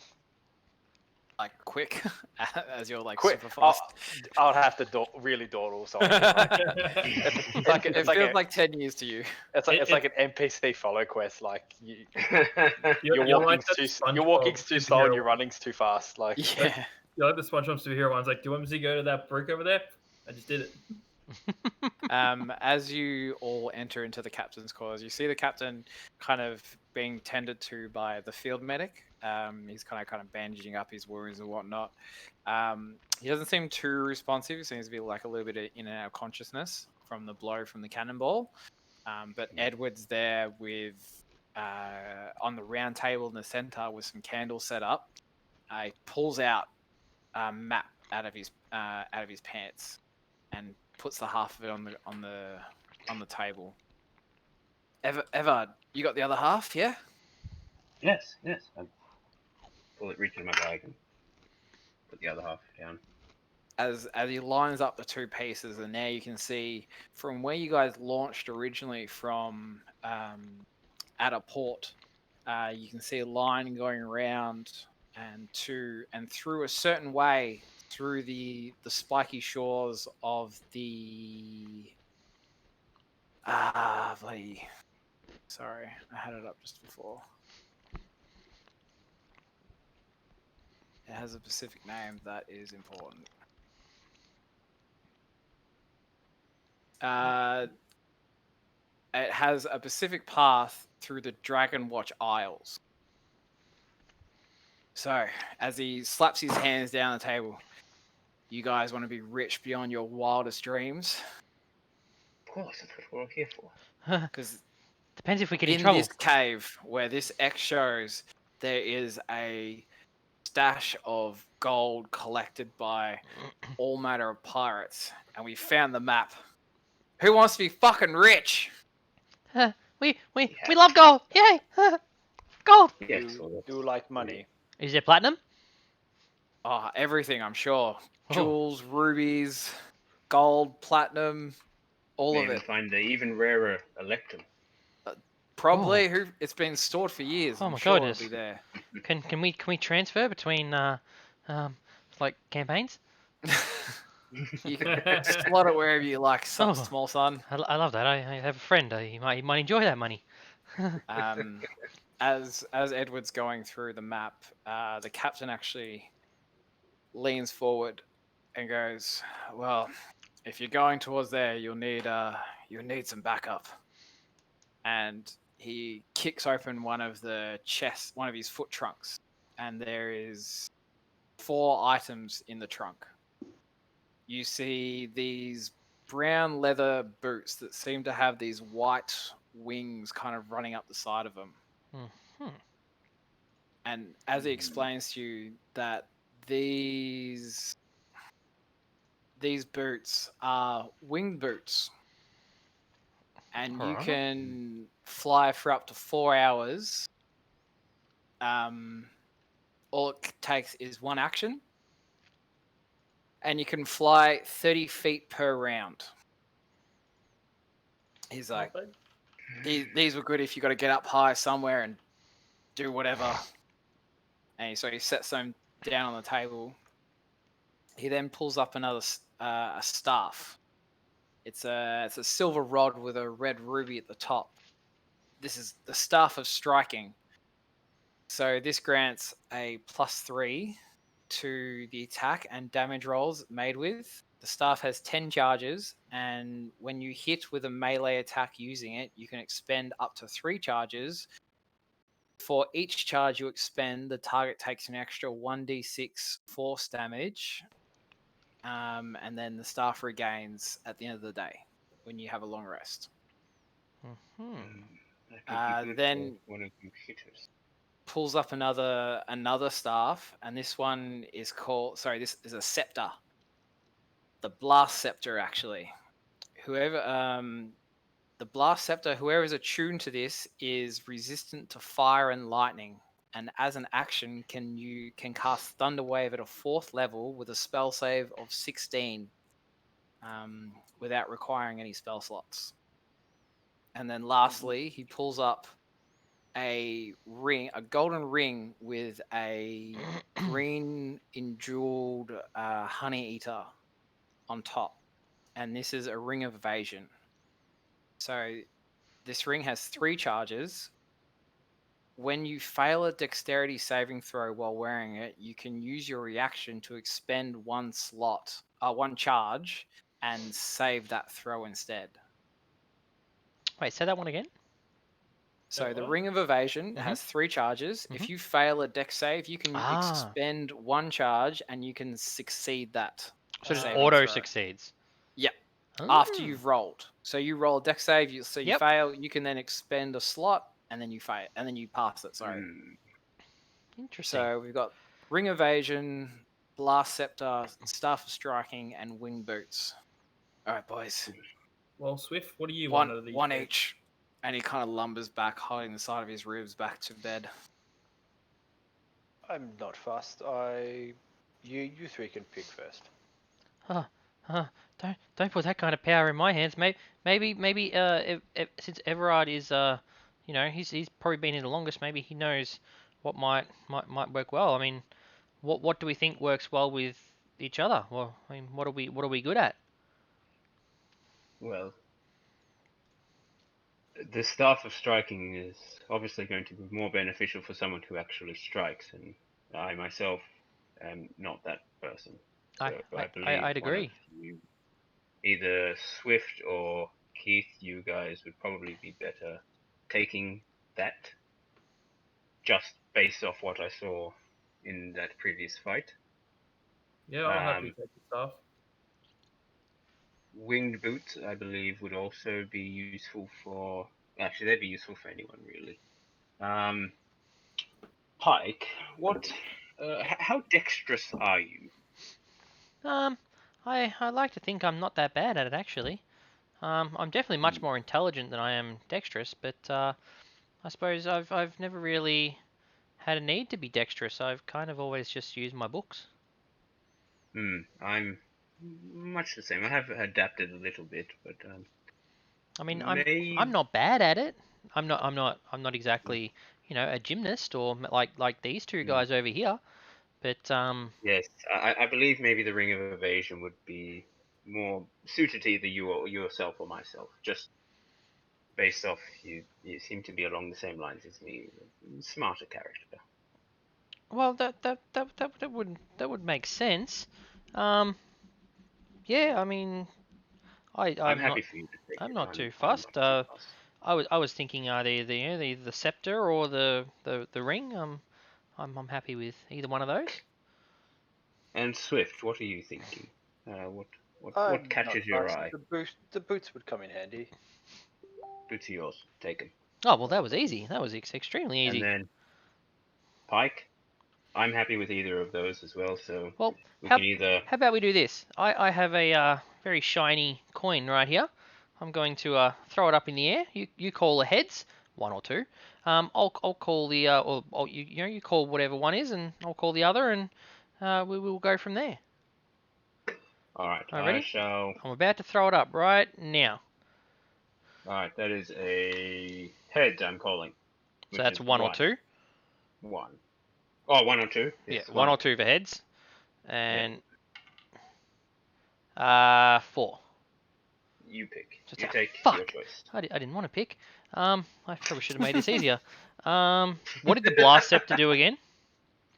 So the blast scepter makes you resistant to fire and lightning, Mhm. and you can, as an action, you can use it to cast Thunder Wave at 4th level with a DC of 16.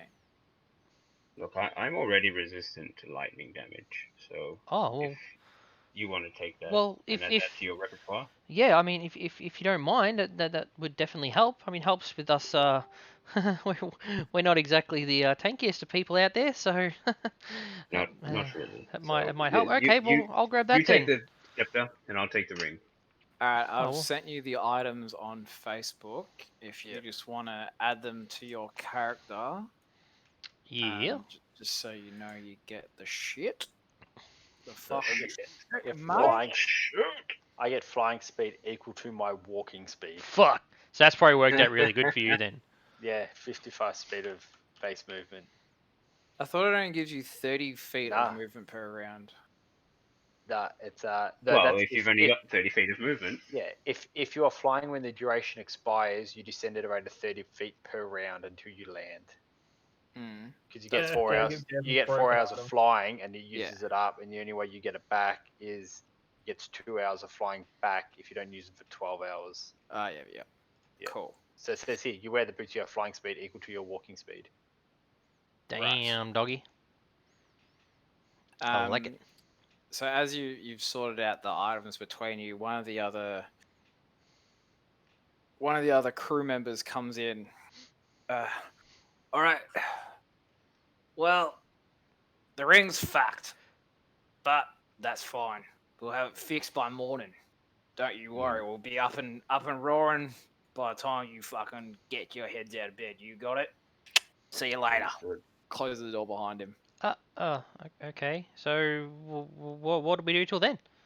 So it is currently late afternoon, going into evening. Mhm. So this is an opportunity to take a long rest. I'm gonna take a rest. I'm a bit tired. It's a good idea. Edward shows you down to the Sounds like a crew good idea. quarters.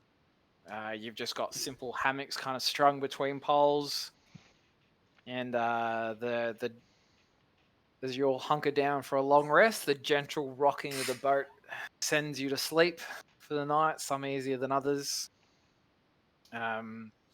but your sleep goes uneventful, and in the morning you wake up to the sound of seagulls and the smell of salty sea air, and the sound of water lapping against the boat as it kind of rocks back and forth.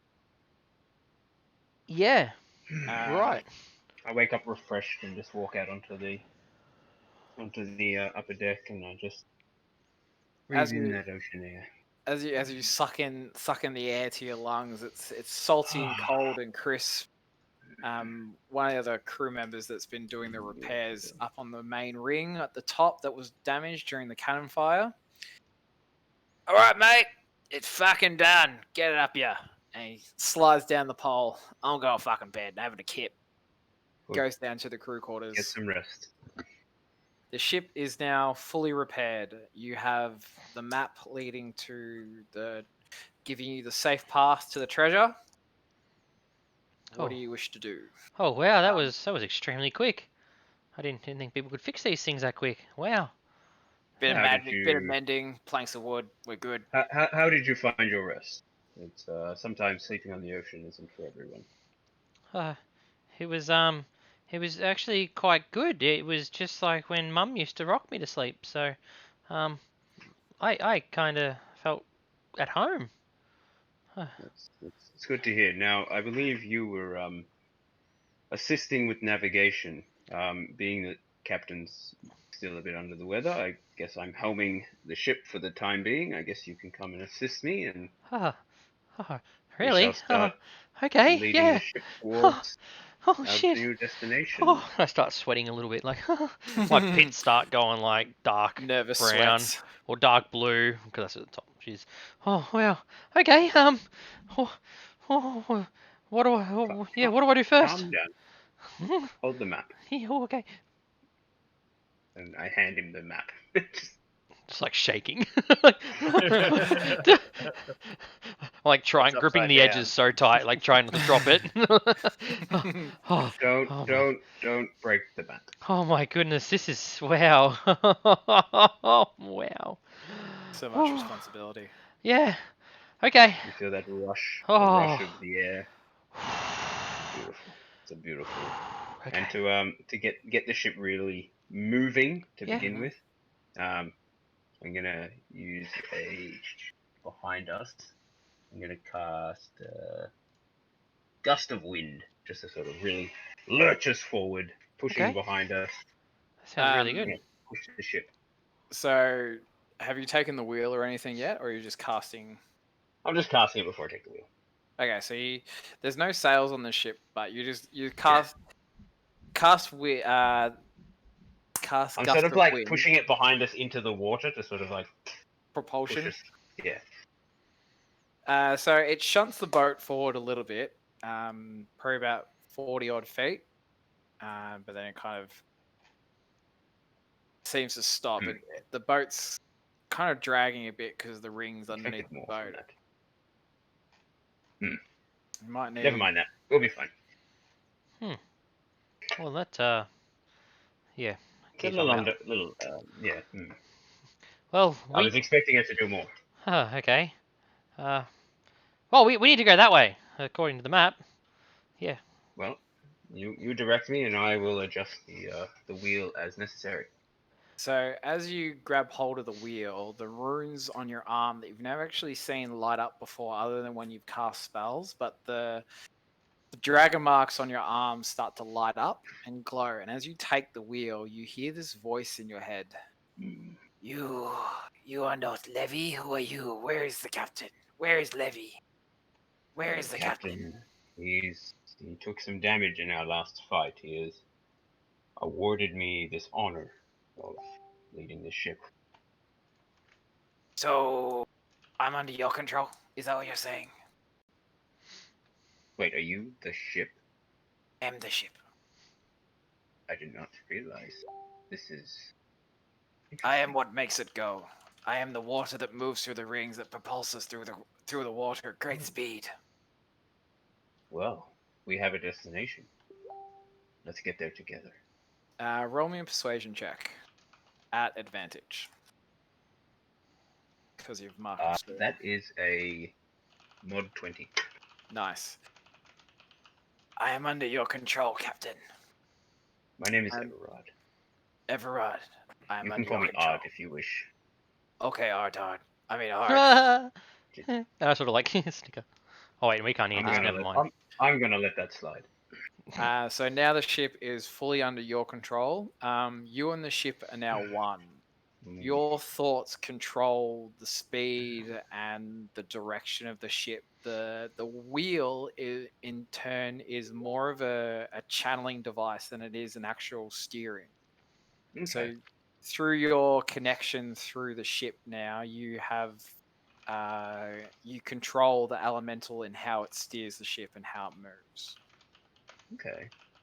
Now, as you guys make your way towards the Dragon Watch Isles, can I get Pike to roll me a survival check, please, as we start to navigate through the twists and turns of some of the sharp, jagged rocks underneath? Yeah. Sure. Survivals. Okay. All right. Oh, what am I sorry, doing? you have advantage because you have the map, which gives you a clear path. Fuck yeah. I'll take that. All right. So first one is either a 15 or a. We'll take the 15.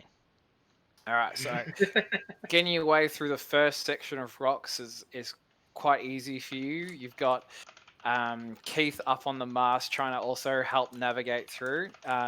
Keith, how would you like to help with this skill challenge with the group? Well, I'd like to point out, yell out directions up on the outlook Yep. to let them know, also give them a bit of perception of the best course of action. So yeah, you're kind of like yelling out where the darker areas of water where you can see it's deeper than where jagged rocks probably are.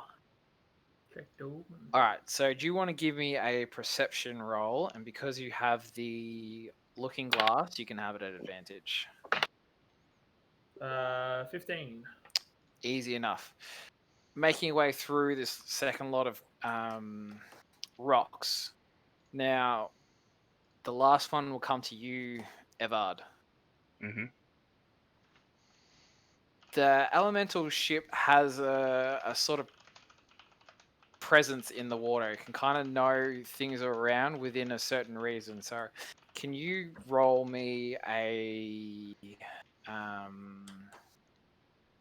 We'll go survival as well, as you two try and navigate together these rocky paths. That is a 21. Easy enough for you to. You're a 1-in-1 almost. Your thoughts are its thoughts are your thoughts, and you circle your way around the bay and to the mouth of this not active but not dormant either volcano. So it's a small island with a couple of palm trees, and as you kind of make land, you see this large volcano, very common sight. Very stereotypical volcano. You know, large all the way up to the top, with then a small smoke plume coming out of the top. Before we disembark, just gonna sort of channeling my thoughts for the ship. Do you know much of this volcano we have in front of us? Nope. Is there anything in these waters that we should be careful of? You're jumping into 10-foot deep water. Lucky I can Yes, hold us above a bit. I mean more things lurking further out that may make their way to shore. Oh, I don't know. Maybe just have the guys man the guns. All right, well, I shall take this on board. Guys, we have made land. Oh, that came quick. Shall we disembark? Is this where we're meant to be? Looking at the map, is this where we're meant to be? Yes. Yeah. Looking at the map is a clear outline of this one volcano surrounded by almost like a circle of smaller mountains. Pike, this is where we're meant to be. What's the I don't know. Boat I mean- and the shore. Like where the sand is? Yep. Probably about 40 feet. Sweet. I'm gonna slide down the side of the boat, like claws in the timber, slide down. Yep. And then I'm just gonna piss bolt across the water to the shore. Run on water. Yeah. You just see this cat just jump into the water and run across at breakneck. Slide down the side of the ship, like with my claws in the ship, so I slide down, and then just before I hit the water, I'm gonna pounce off, and just only a couple of feet, so I land on the water, and then it's gonna tick across. Give me the an water. acrobatics check. It's one of my feats. I can walk on water, but I'll give you acrobatics. Certainly check impressive. anyways. Just for the sliding wow. down. That's a 23. Slide down the ship, easy enough. Yeah. Jump, push yourself off the boat, and then just run across water, and you're now at the bank, just like hands on your hips. Yeah, and then I'm just standing at the bank, like good posture, upright, hands behind my back, just facing the boat, just waiting for everyone to get here. That was Immediately gets attacked. was impressive. wow. He's very quick. Pike. Yes. By the way, looking at the map here, see these little markings. This is how we know where we're meant to be.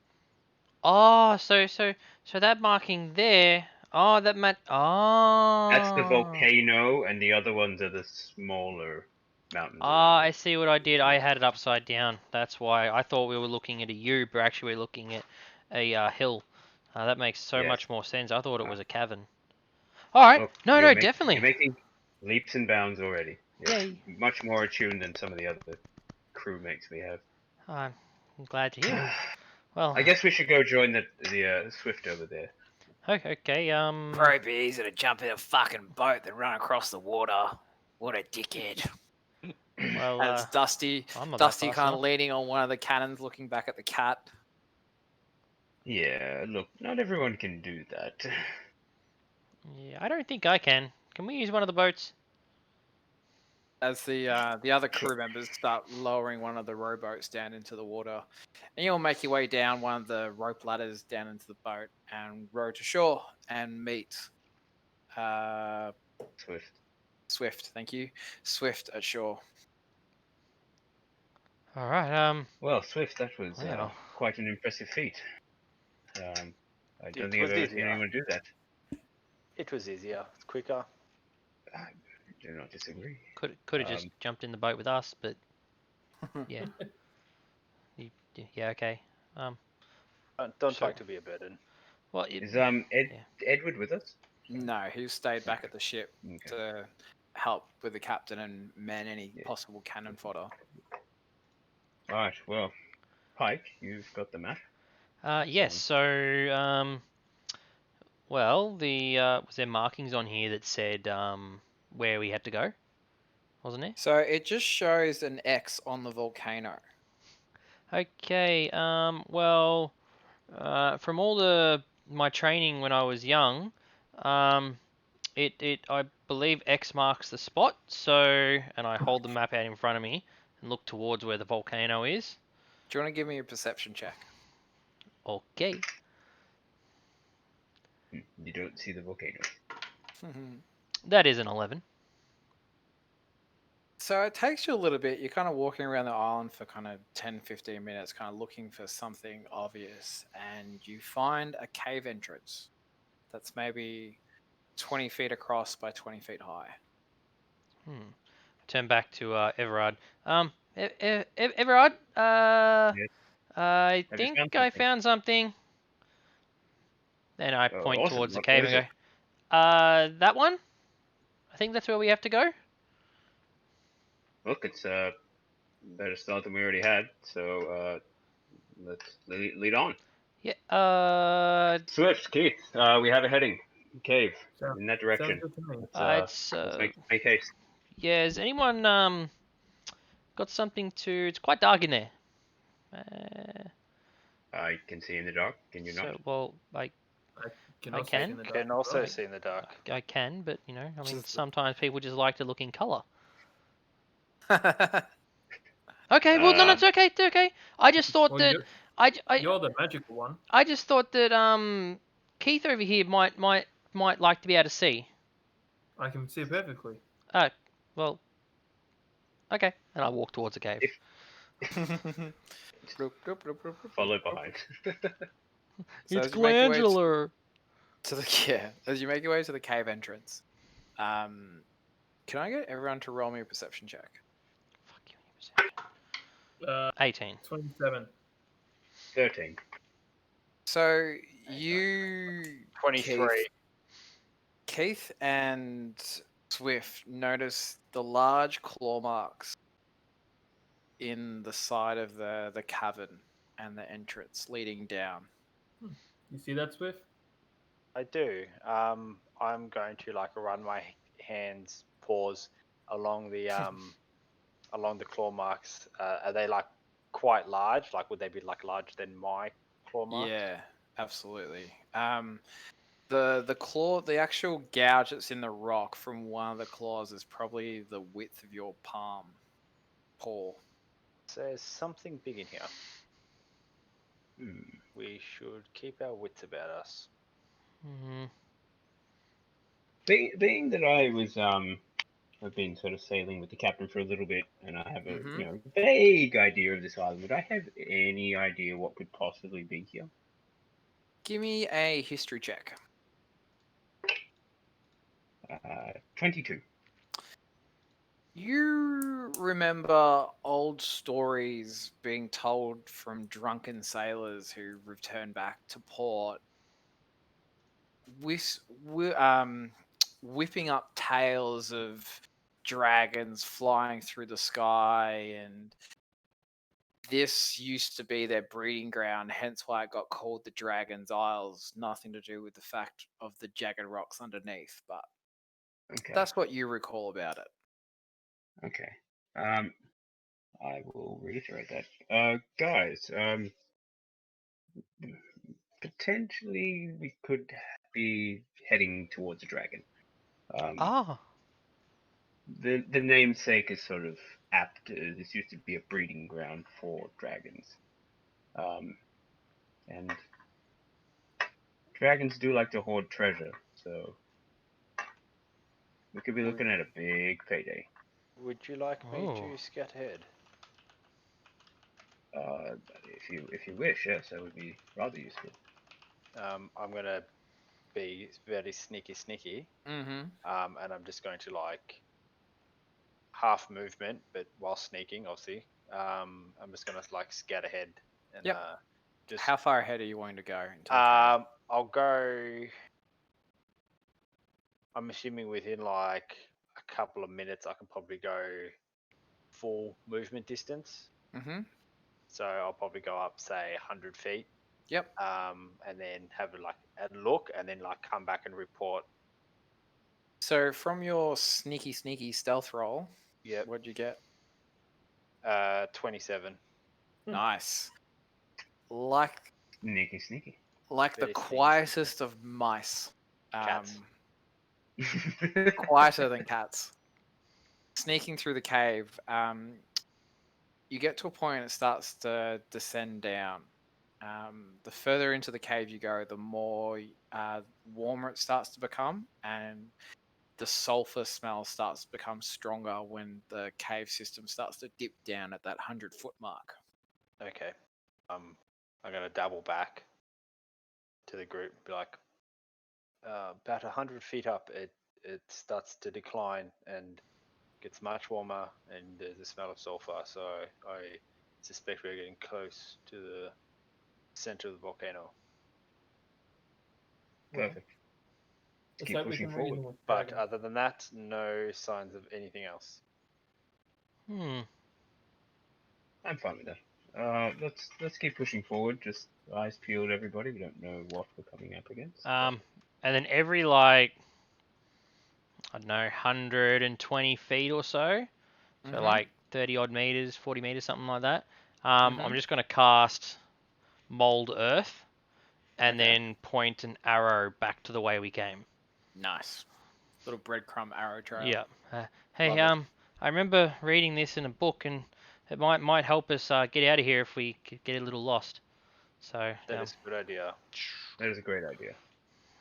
So as you make your way down, you come to that part that descends down that Swift was talking about, and you can feel the hot air starting to rush up from the bottom of the cavern. You guys What going to would you continue like to do? down? Well, we've only got one path to go, and it's where the money is. Let's keep pushing through. suppose as so. you descend down for what feels like hours, hundreds of feet, getting hotter and hotter. You're starting to sweat more and becoming more uncomfortable in whatever clothing or armor you might have, and that sulfur smell is getting really big. As you get to the bottom of the tunnel system, it seems to flatten out, and there's this warm glow, and you're hearing this kind of like liquidy bubbling kind of happening. You're not quite at the cusp of the exit of that tunnel. What are you doing? Oh, Go through. Sure. Just keep pushing. we should probably keep going. I mean, we've come this way, haven't we? And, yeah. So, as you come up to the entrance of the bottom of the cave, you're looking along the ground of a vast flattening of a cave system where it's been dug out the entire way, and towards the center there's this magma pool that's slowly kind of bubbling and steam bringing a kind of a warmth to the chamber. Above, maybe 10 feet up on top of a little platform, platform, a large kind of landing, there is a huge pile of gold shining in and illuminating the top of the cavern roof that's probably another 50 to 100 feet up in the air. The gold is almost partially blocked by a red, large, sleeping dragon, currently sitting on top of his pile of hoard. His nostrils flaring with each and every intake of air. You see the mass wealth that has been spoken of. Oh. Shh. Oh my God. It's a, it's a dragon. Guys, that's a dragon. That is a dragon. Great. Does it look like the dragon is awake or sleeping or? Perception check for us. I'm also going to join in on this. Yeah, anyone 17. 16. 13. So from this distance, you can see the 10, dragon's sorry. eyes lizard-like scales are definitely closed, and he's currently in a very cycled breathing rhythm. So it's just a constant rhythm, just in and out of sleep. You could safely assume he is sleeping. Hey Swift, you're the quickest out of all of us. Maybe you give it a shot. To do what? Steal the gold. We're going to carry all that gold. Oh, you can only take a handful. What if we risk waking the dragon? That will not end well for any of us. Well, we're gonna wake the That would dragon be pretty anyway. for any of us. We can just turn around and go home, and we got our 10 platinum from Edward. What do the rest of you think? 10 platinum is really cool, but We there's a came lot here to more get over rich. there. We came here to get rich. Well, if that's the case, then give me a second, and I shapeshift into a dragonborn creature. Okay. I thought you were about to say I shapeshift into a dragon. Only, if only. It's like I'm gonna go- Animorphs. Now you've seen it. Yeah. It's like, well, just in case that the dragon wakes up and want to have someone that is of a similar breed. Are you How about to talk to I this thing? assist you with this, Keith? I'm going to assist you with this. I'm going to bless you Well, thank you as I so cast much. bless on the other three. I'm casting Uh, bless on you all. Everyone. Except for me, obviously. All What do right. we get for bless? So when you make an attack roll or a saving throw, you can add a d4. Sick. You guys get to roll that. So. Is it once or does it last for X amount of time? It's until. If you want another minute, we better get shit going then. Yeah, it lasts for a minute. So. Well, Swift, you are the quickest, and you can fly.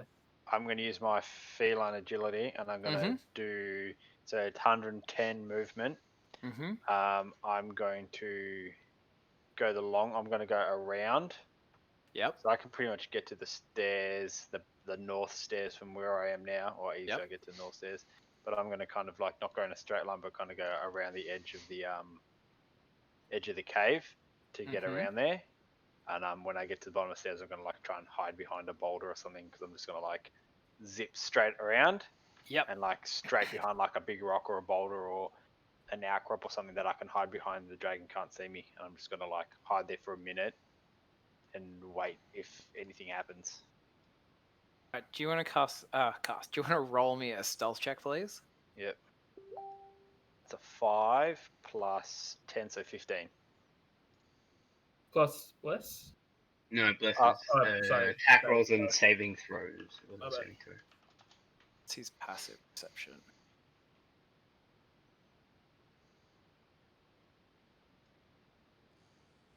As you start to move forward, you've never seen a creature like this before.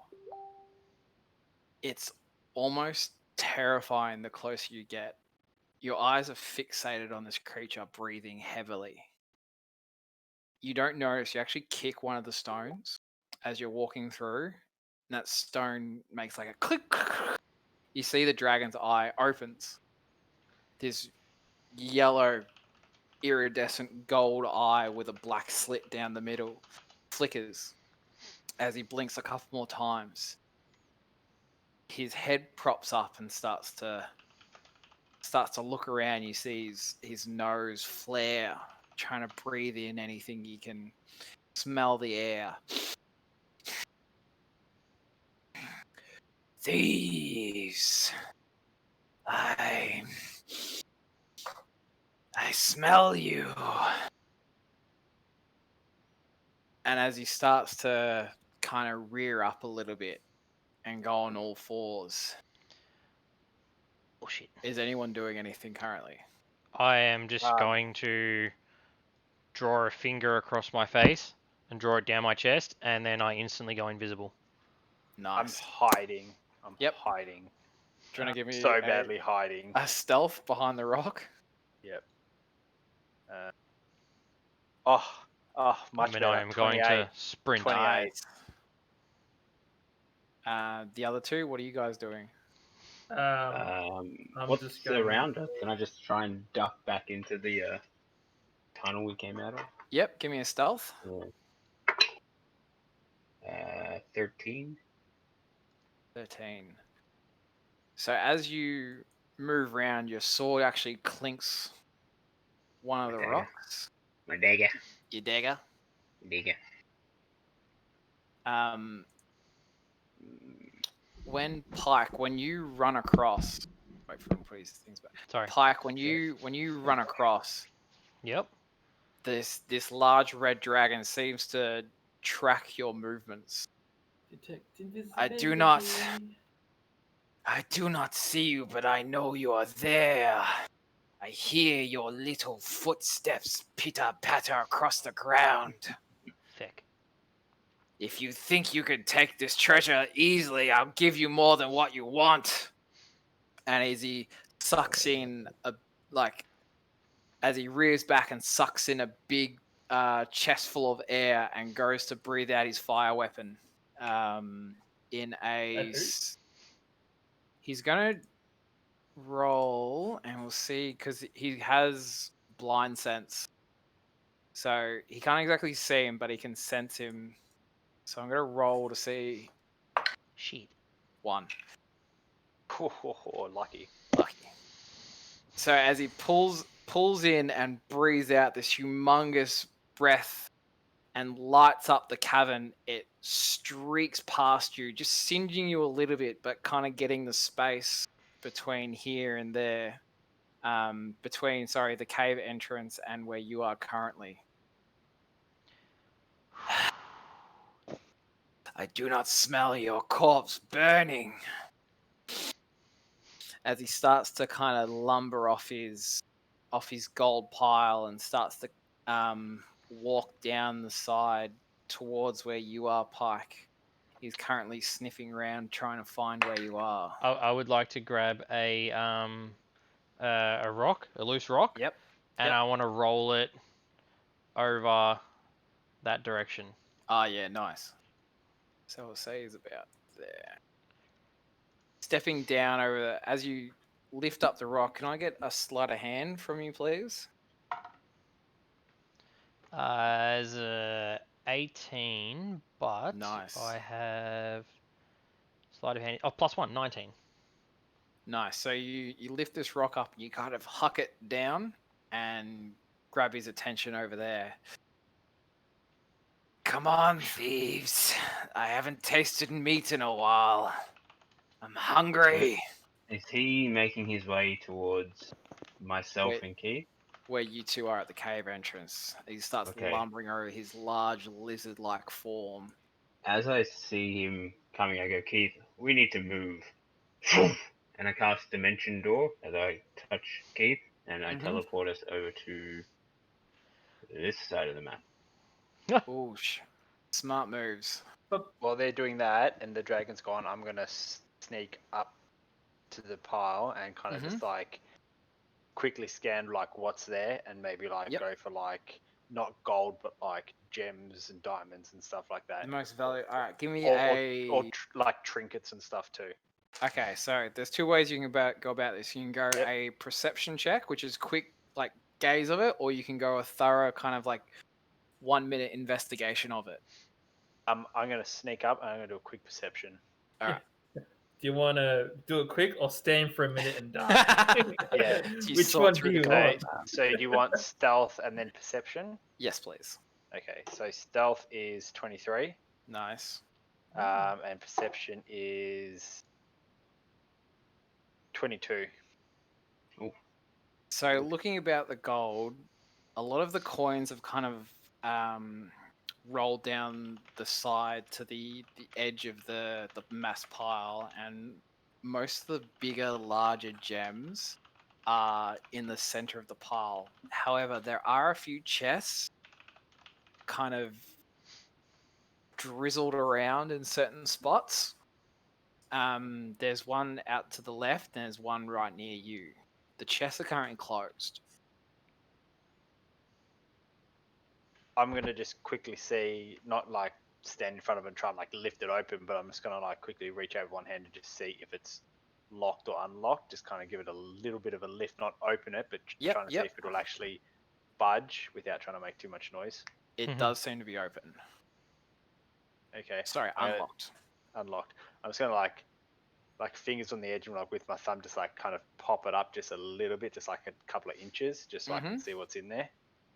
So peering into it, this one seems to be full of platinum discs. On the other hand, I'm just gonna slide a hand, like grab a couple, Yep. quickly pocket them, and just lower that lid like ever so just gently, so it doesn't like. You want to give me a bang or- sleight of hand? Sure. Few rolls. It's his breath. That's a 10. So as you pull one of the platinum discs out, one of them slips from your pads of your paws and lands on the ground. The dragon taking full attention to this, turning on you, seeing you now, and I'll get everyone to roll initiative. Oh, Shit, boy. Come on, big rolls, big rolls, big rolls. that's better.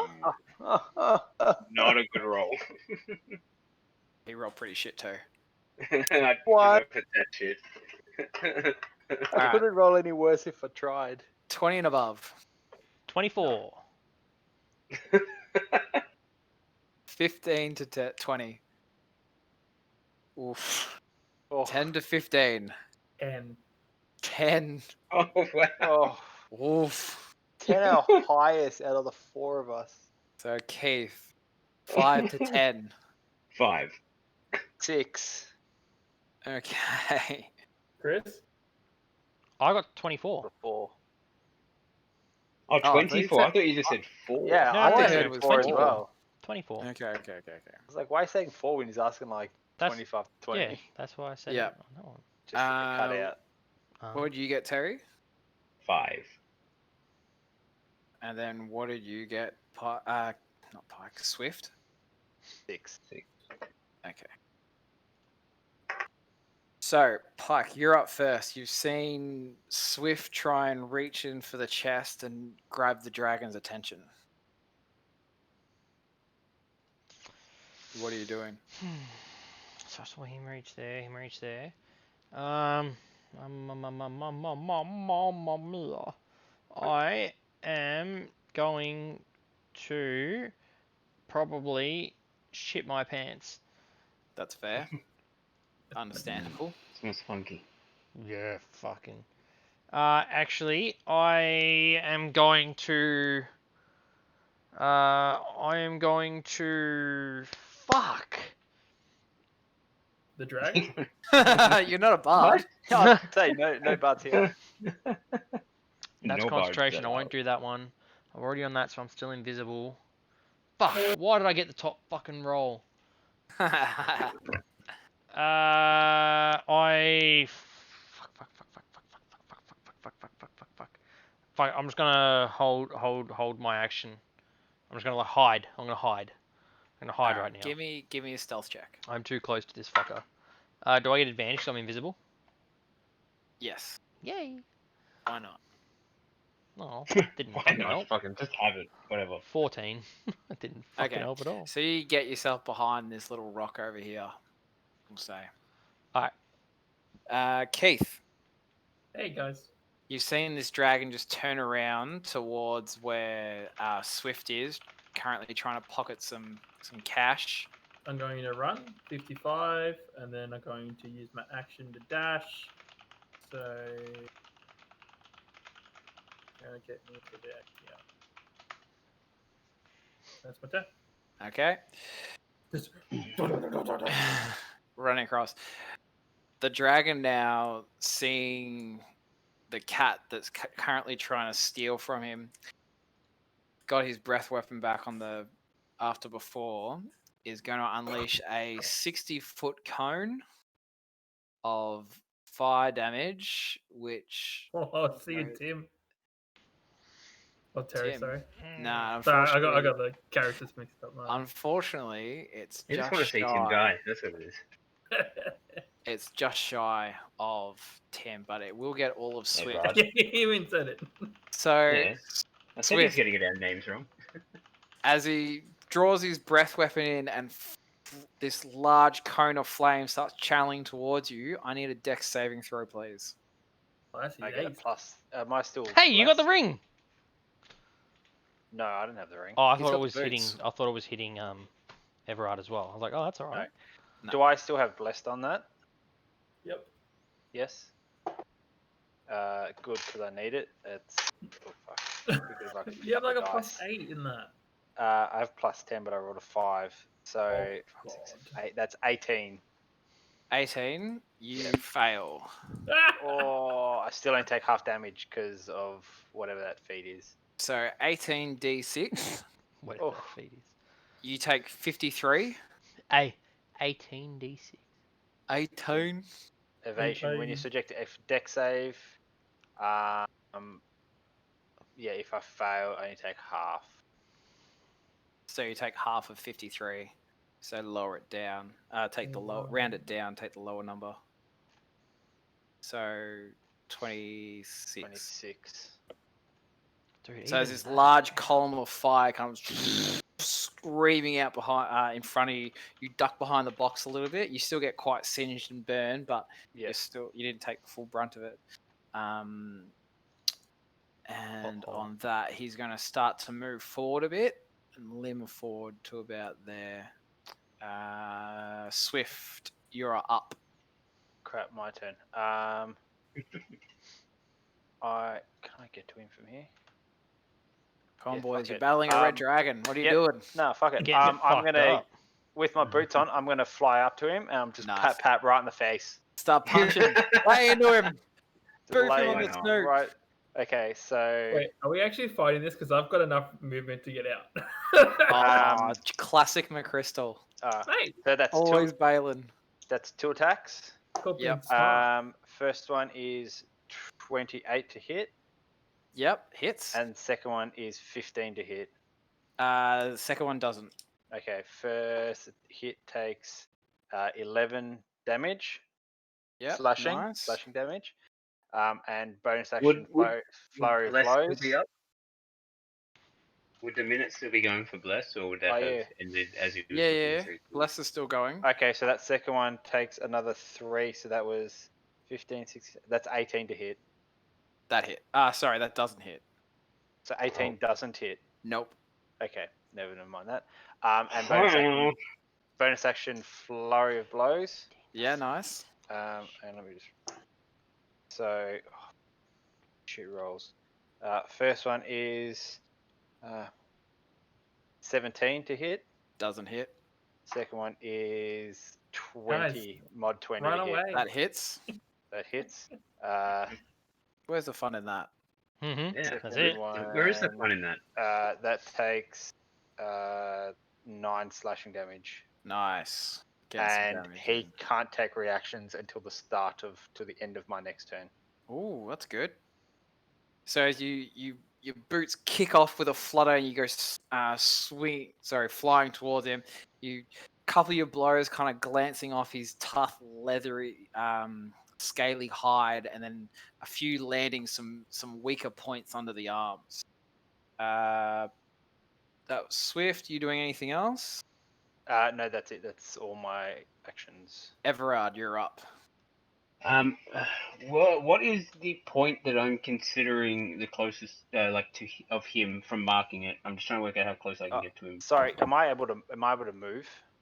Yeah, you can still move. So that was 20 to get there, and then I've got another 35 to get away. So I'm gonna go over to there. And you're saying he can't take reactions? He can't take reaction till the start of Perfect. my next turn. All right. Yeah, I just want to know, what is the marker to sort of say that's how far away he is? His head? Yeah, tip of his head. Okay. Alright, so from there, I need to get a little bit, I'm just getting a little bit closer. I'm going to sort of scooch around the wall here. Mm-hmm. Let's say, move to about there. And then I'm going to look at him in one of his beady eyes, and I was like, tell me your name. Does he need to make a save? Yes, to wisdom save. A whiz save. Oh, rolls a 2. Gets So, 7. Fuck yeah. I either learn his name or learn that he doesn't have a name. He doesn't have a name. Oh, I don't know how that affects anything else. Anyway, okay, cool to know.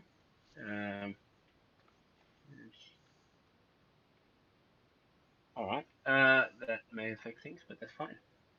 So that's my bonus action. As an action, I'm going to. I'm gonna do something to him. Why not? I'm going to cast Ice Storm. Mm-hmm. 20-foot radius, 40-foot high cylinder. So I'm gonna center that like on him. Yep. So it's like 40 foot wide, Mm-hmm. 40 foot high. So I need a dexterity saving throw from him. You got it. 12. That's a fail. Rolling real shit. Fail. Okay, so he takes 2d8 and damage. So he takes 15 bludgeoning damage, Nice. and then he also takes 6, 12, 15 cold damage. Oof. And that turns that terrain into difficult terrain Very until nice. the end of my next turn. These big sheets of ice are pelting him from above and almost tearing little holes in the edge of his wings. Are you doing anything else? How much movement would I use to get from there? So, 15, 25. So I want to move away from there. I'll just hug the wall a bit more. Mm-hmm. I don't know if I can move into that one. I'll move myself to that one. Yeah, I'll just move around there. All right. Okay. Pike, you're up. All right.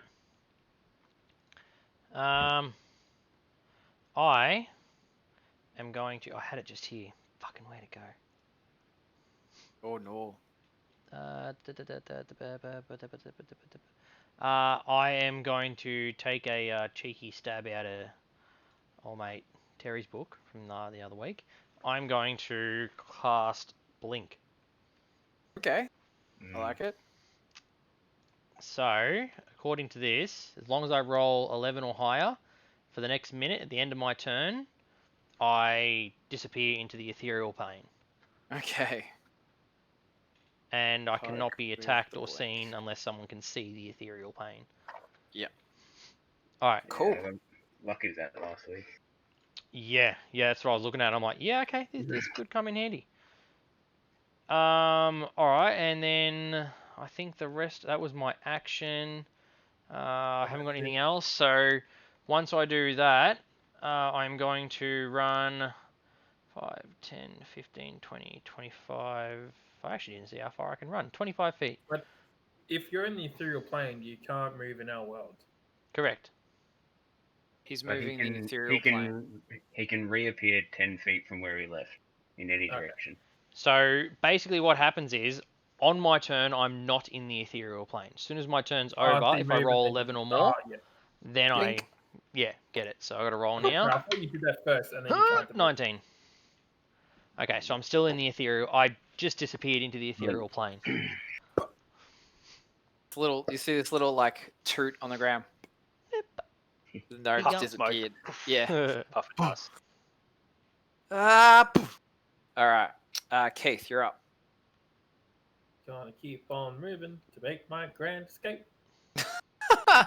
The old 23 skidoo. I ain't fighting no fucking dragon. Where's your sense of adventure? Yeah, it's called surviving, and that's gonna be my turn. You get none of this gold. That's fine. You'll be dead. No, it won't be. I'm gonna have Pop to it on the eat nose. Eat him first. Bop it. Give it another bop. So you're just full running? Well, yeah, I was running behind there, and now. Okay. As it senses you moving, making a dash, he's going to move down towards you. 30. And he's going to use his frightful presence on on you and you guys at the back. So I need Avard, Swift, and Keith to roll me a wisdom saving throw, please. Still blessed. You Yes. saved. Yeah. 26. The rest of you are blessed. Oh, let me bless. Let Um, me see how high I can get with this 9, bless. 10, That's 28. 17. Okay. 16. So Evard and Swift fail and now are frightened of the dragon. Frightened. There you go, Great. boys. This is how we leave. You can't come close to it. It means you can't leave. Now, Yeah, you can. now he's going to make his 3 attacks on you, little Keith. So, to make 3 attacks. So he's going to come in for a big chomp on you for a 32. No. Fair enough. He goes for someone else. Dragon shit. You take 16, 24 piercing damage, plus the heat from his breath, an additional What? 9 damage of fire damage, and now the 2 claw attacks. Nat 1 and a... Nice. No, Yeah, but dragons have a plus like 15, don't they? they have a plus something, but a nat 1's a nat 1. It doesn't matter what the plus is. So the dragon falls into the lava pit and kills himself. Fuck yeah, boy! Too bad he's immune to fire. Shit. The other one's 35 to hit for the second claw attack. I used the cancel. I used the 1 to change. So You wish. Change it to 9, 13. yeah. 16 slashing damage as this, as the first bite chomps into you, and then the sweeping claw comes across and scrapes across your torso. Ah, And that will end his turn. Let's see if he gets his breath weapon back. He doesn't.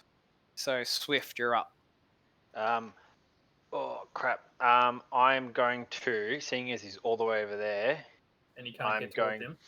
and I can't get all the way over to him without using like all my shit. And you I'm can't going get to go. there. frightened, They're aren't we? frightened.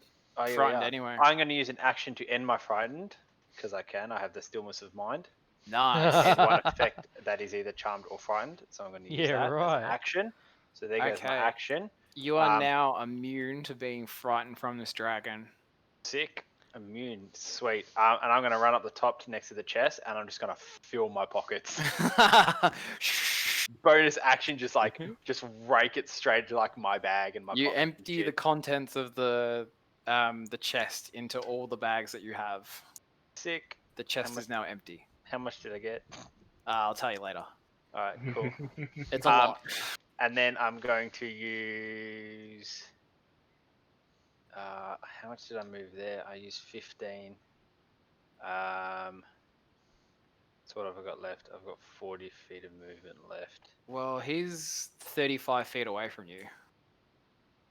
Trying to get away from him. If I've got 40 feet of movement, I can get over there. I'm going to run all the way over to here. You pussy. Up north. Yep. I got a plan. And I'm going to action bonus action movement. Yeah, end my turn. Cool. All right, Keith. This dragon has just bit Hi. and clawed into you. What are you doing? I'm gonna use the key point to disengage, Very nice. and then I'm going to run away. A game of cat and mouse. Dragon and cat. Yeah. Dragon and the Scaredy Boys. And that's the end of my turn. Okay. Don't have to use the key point to disengage. Oh, hang on. Everard. Oh, I can just use my action, can't I? Yes. Oh, sweet. Yeah, I do fine. that, and then I use a Yep. key point to I forgot your dash. turn. So With the frightened that I am, does that mean I can't attack him, or just You I can just still can't- attack him. You can't move towards him. I just can't move towards him. Okay. Mm-hmm. All right. And you have disadvantage on ability checks, attack rolls, while source of its fear is within line of sight, Yeah. and you can't willingly move closer. Okay. Prone creature has disadvantage.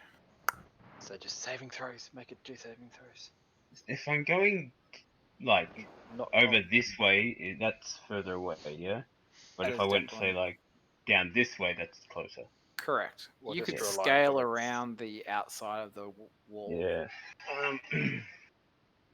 So I'm gonna move a to little an bit extent. further around this way. And then sort of in a frightened state, I'm going to drop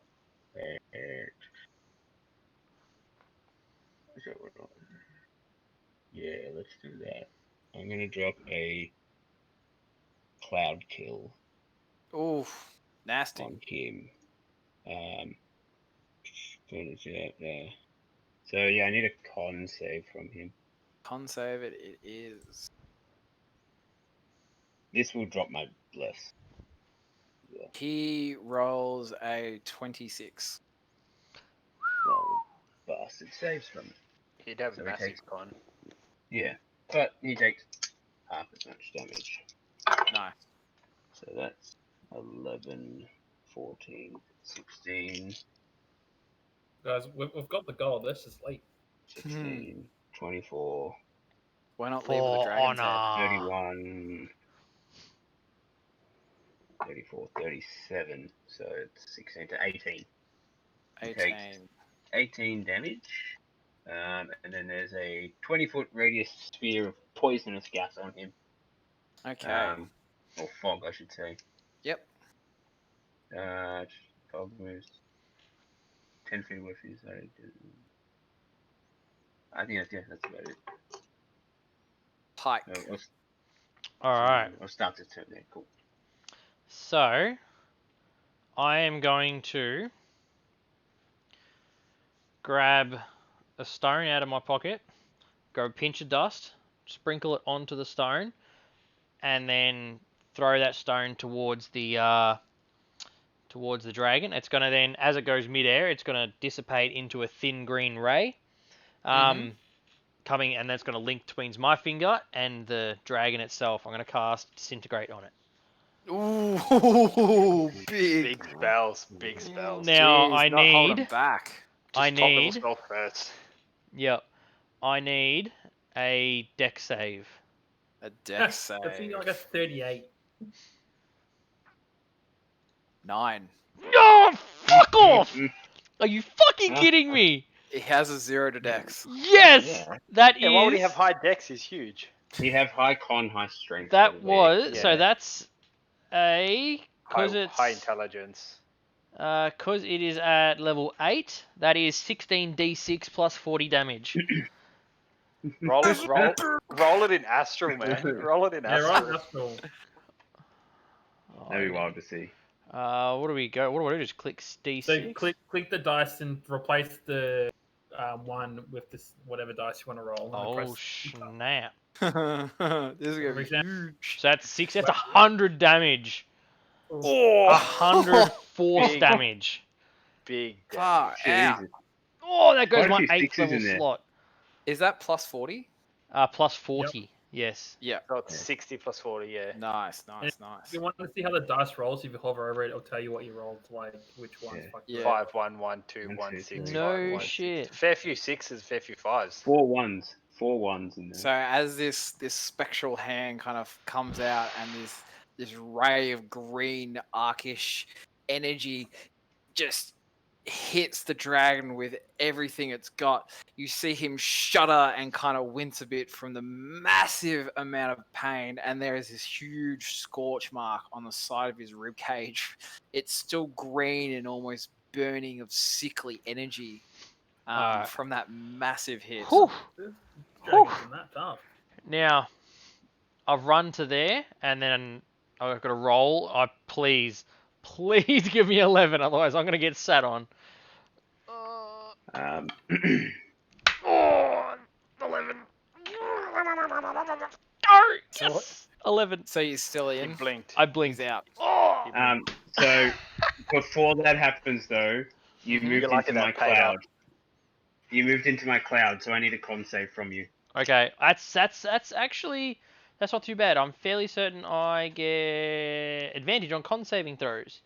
Nice. Oh no, that's to maintain. Is that Warcaster? That's to maintain concentration. That's maintain concentration. Okay, so that's no, yeah. So my advantage then was only on in saves. Oh no, plus bonus 1 on saves. All right.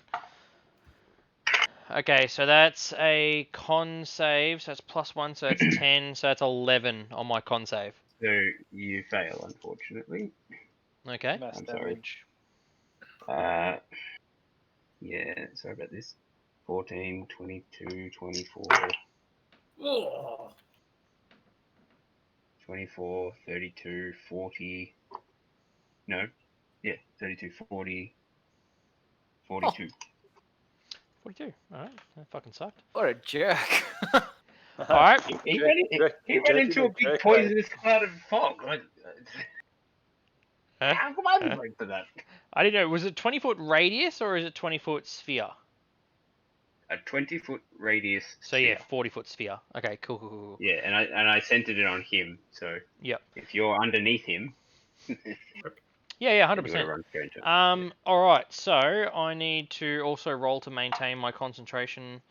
So that's I get advantage. So that's negative. Sorry, it's 1 and 7. 7 plus 1. And No, what was the total damage? I It's lose 42. my Yeah, so it's half invisibility. of 42. Why is it half? Blink's not.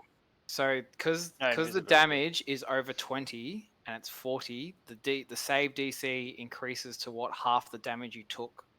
Yeah. Oh, okay. Yeah. You failed anyway. Yeah, it's all good.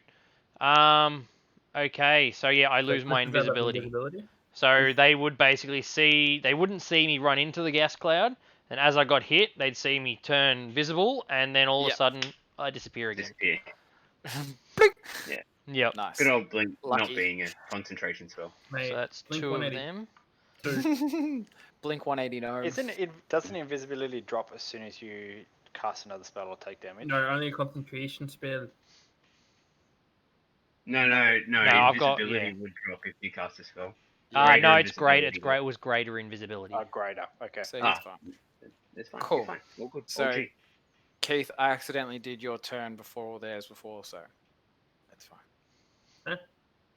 Yeah, sorry, Pike and Keith's turn. Sorry, I'm having a brain fade. Yeah, I was gonna say. All right. I'm gonna climb up here. So, whatever Yep. you want. Onto the guild. Gold. I'm gonna run up and take this item here. Just start piling in gold. I'm gonna take this item here.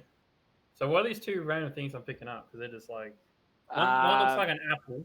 One's this gold. One is an apple. Yeah. One's this gem encrusted golden bowl. And at the very center of it is this large red ruby the size of a dragon's eye. Hmm. All right. I'm gonna pocket that one and pocket the other Nice. one. So both of these bad boys. Yep. And then I'm gonna hop back down. Nice. And that's the end of my team. Seeing that you're... What is he going to do? He unfurls his wings and lets out a big flap and takes flight and lands over next to Swift. No, get fucked. Let's see. Wait, is that hold on? Is that fright? Sorry, I just thought about it. Is that frightened was just for a turn, or is that am I just can? End of your That's good. turn, you make a save. Oh, okay. I didn't. Sorry, make a so save. you want to make a save. Another whiz save, please. Sorry. No, you're right. I just thought of it then. 25. You are no longer frightened. Cool. Now that it's got Swift and Everard in its sights, it's going to let out another breath weapon. Oh, of course. So, as it rears back and sucks in all the air, and you see its mouth go red, white, hot, can I get you two to please roll me a dexterity saving throw as this humongous cone of fire starts coming towards you both? All right. 27. You succeed. Mine was an 8, but I'm going to use one of the charges from the ring to succeed. Good idea. Good You'll be idea. dead. So I have a fair You- few hit points. you both take. Take 0. Yeah, because yours gets halved. No, doesn't yours get halved by half? It's halved if I fail, and it's 0 if I succeed. Because you've got So- evasion? I've got evasion, yeah. So 31 fire damage as this large column of fire starts screaming out and almost Okay. sucks the air out of the room.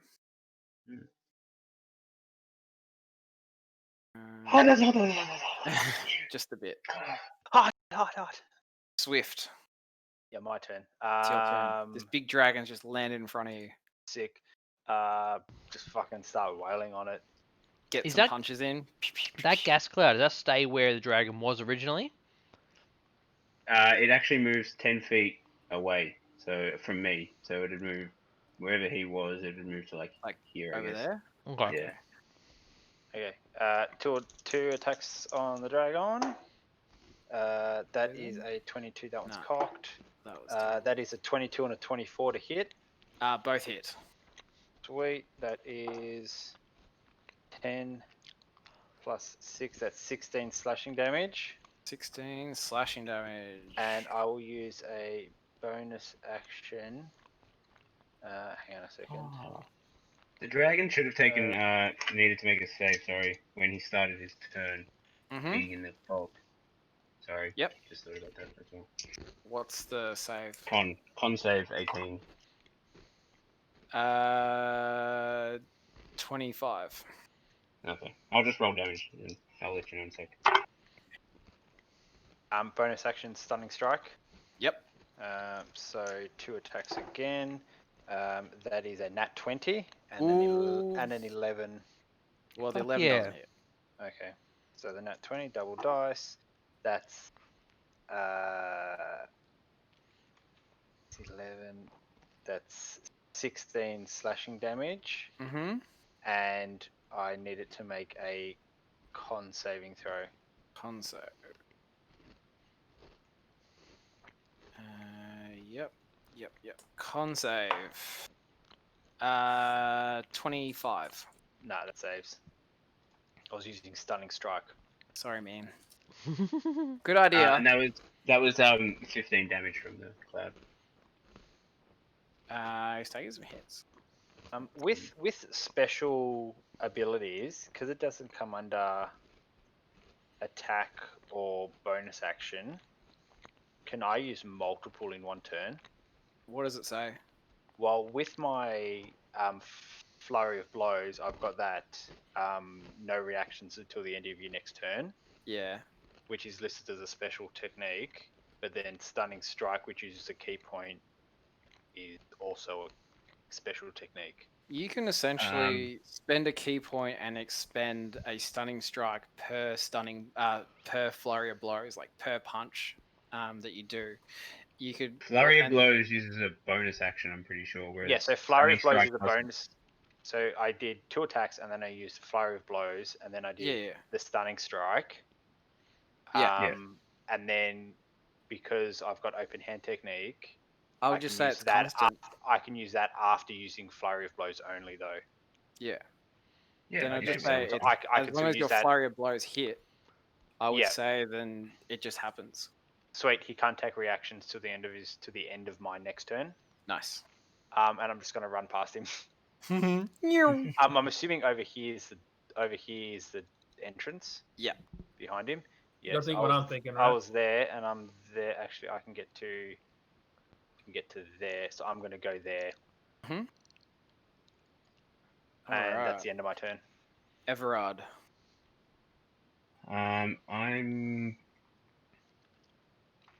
I'm gonna drop the cloud kill, and I'm Okay. going to cast. Seeing what the others got away with, I'm gonna cast invisibility on myself, Okay. and then I'm going to move 25, 30, and then I'll take my action to dash up to here, And just having a quick glance, was there anything left in the chest? No. Or they clear it out Clean. completely? Clean out. Okay. So I'd still have a little. Was there's still a pile of gold in the middle there? Yep. Huge pile. Yeah. I'll use the rest of my movement, which I think two more. And I'll get a bit closer to the big pile of gold Mm-hmm. as I make my way invisible. At the end of your turn, it's going to use one of its legendary actions and do a wing attack. So every creature within 10 feet, I need a dexterity saving throw. So you, Swift. 29. So you Damn. succeed. 0 damage. Hang on. 0 damage. 70 or take- 0 damage. I succeed. 0 Zip. damage. Yeah. Don't even uh, bother counting. 0 damage. No, it's true. So Cancel. as he goes Cancel. to flap his wings out and tries to knock you prone, you manage to duck out of the way. Yep. With your cat-like reflexes. You're Oh, so nimbly swift. dimbly like. Yep. Pike, you are up. Alright, so I'm going to pop back into existence 10 Mhm. feet away. So there. I am then going to look back at him again and get my second rock. This one a little bit smaller this time. Sprinkle a little bit more dust on it, throw it, and then a green energy beam is going to fly out of my finger towards the Yep. dragon. I would like a dex save, please. Dex save. Dexterity. It rolls a 10, but it's going to use one of its legendary resistances and succeed.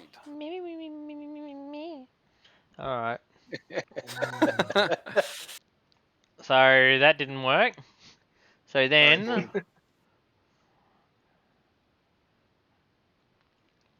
So can I see what's in that pile? Yeah.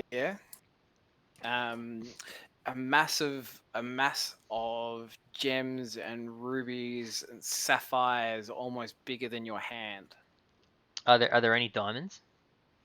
If you dive on into the pile, you could probably find some. Alright, I'd like to grab whatever diamonds I can find Mm-hmm. and whatever rubies I can find. So anything that's white and red, I'm just grab, and Yep. and then I'm just going to keep grabbing until 16 until I blink away. Okay. Got it. So you're just in the horde, just Yep. got it. All right, Keith.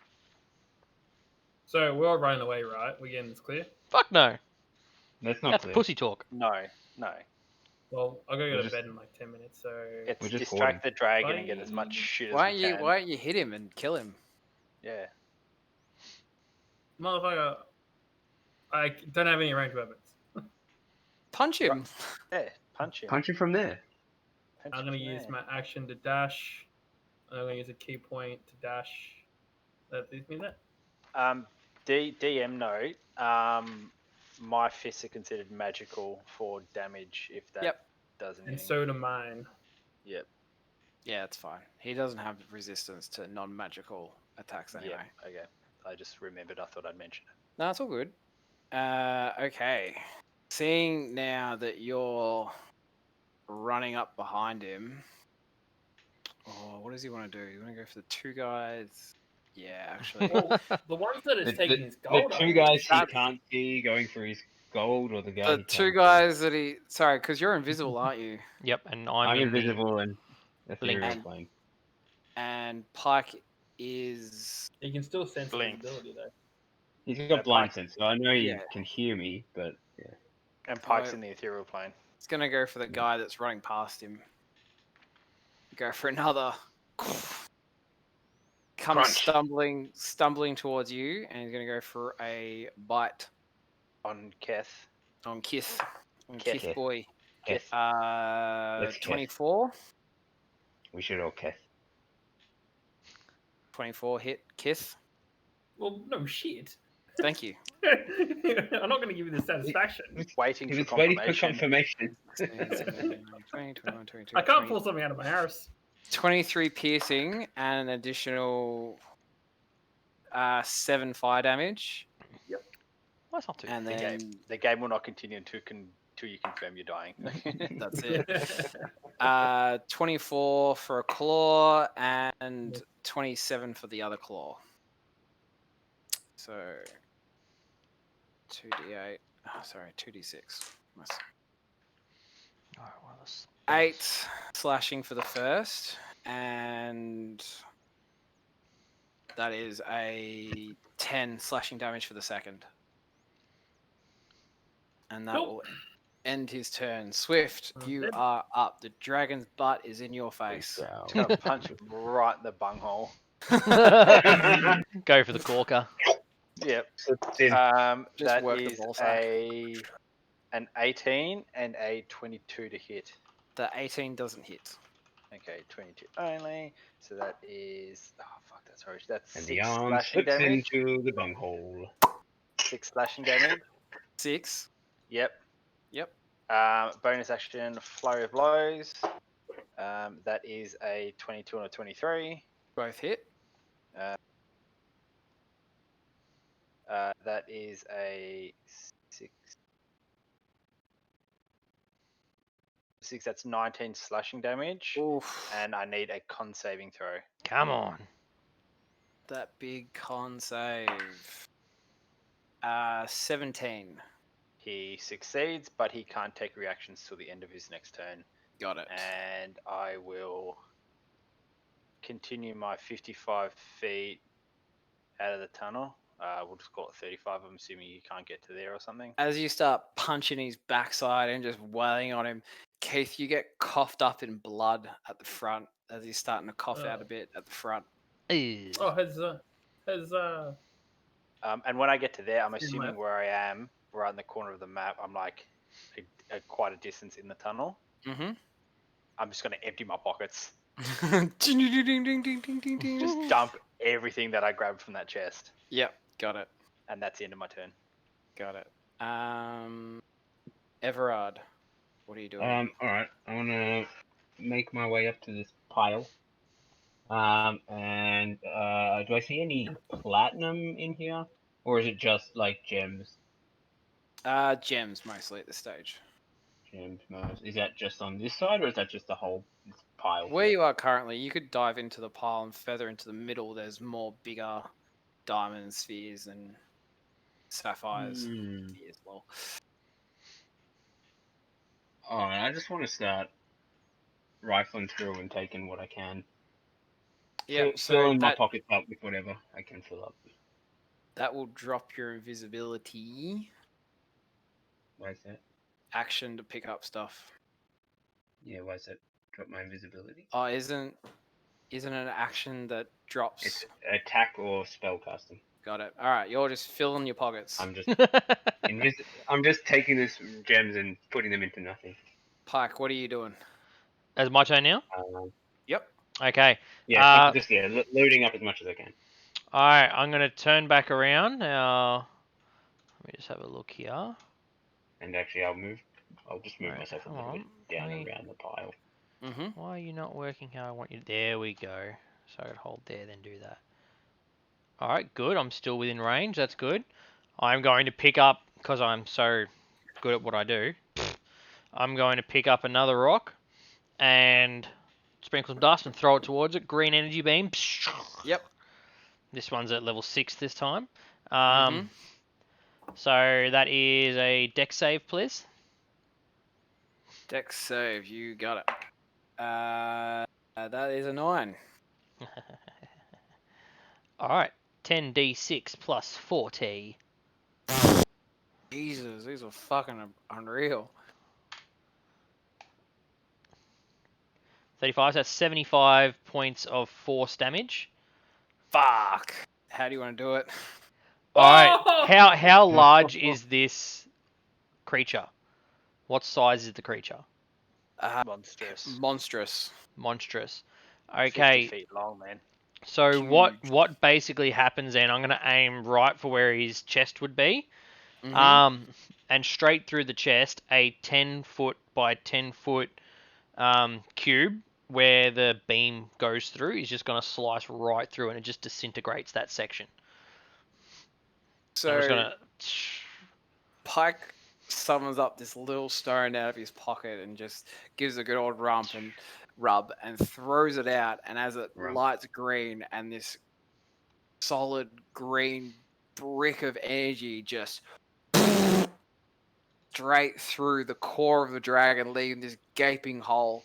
In front of you, Keith, you see this dragon starting to pull in for another breath weapon, and then its eyes just roll back and it slumps down onto the ground.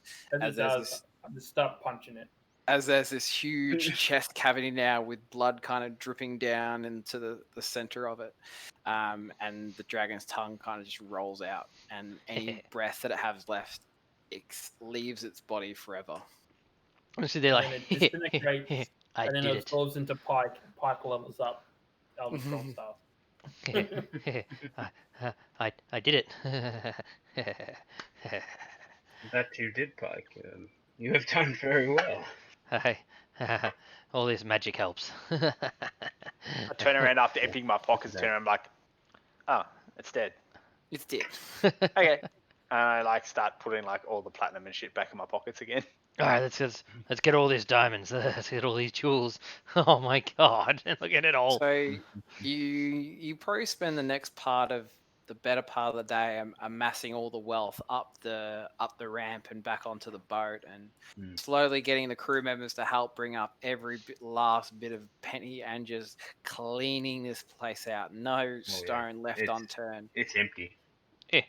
As you fill the bottom of the ship with all the wealth that you could muster, and you start sailing your way back to at a port, off in the distance towards the mainland, you hear this rumble roar through the ground. Remembering that you don't think much of it because you know that a war has been going on for the last 100 years, and you just think it's just the war getting close to where you are. But then all of a sudden, in the sky goes bright red, and you see this huge smoke cloud starting to fill the horizon, and all you can see within a matter of minutes, the sky is black and thick and red sparking energy coming through the clouds. You then feel the shockwave come through. You're all kind of looking at each other, kind of not sure exactly what's just happened. And that's where we'll end tonight. Oh, we know what's happened. That was an intro. Yeah, a foreshadowing. We just fought a baby dragon. Boy. So, thanks for tuning into this quick little dust up of a one shot of Eberron. This is a pre-shadowing for the Sunday night campaign that's going to be happening once Curse of Strahd finishes, once ISO is finished. But thanks for tuning in, and we'll see you in the next one. Catch us next Tuesday. Friday? Doggos out. Look for the socials, and we might have a game on Friday. We'll let you know. Yeah, we'll see what happens. Sounds good. Stay safe, have fun. See.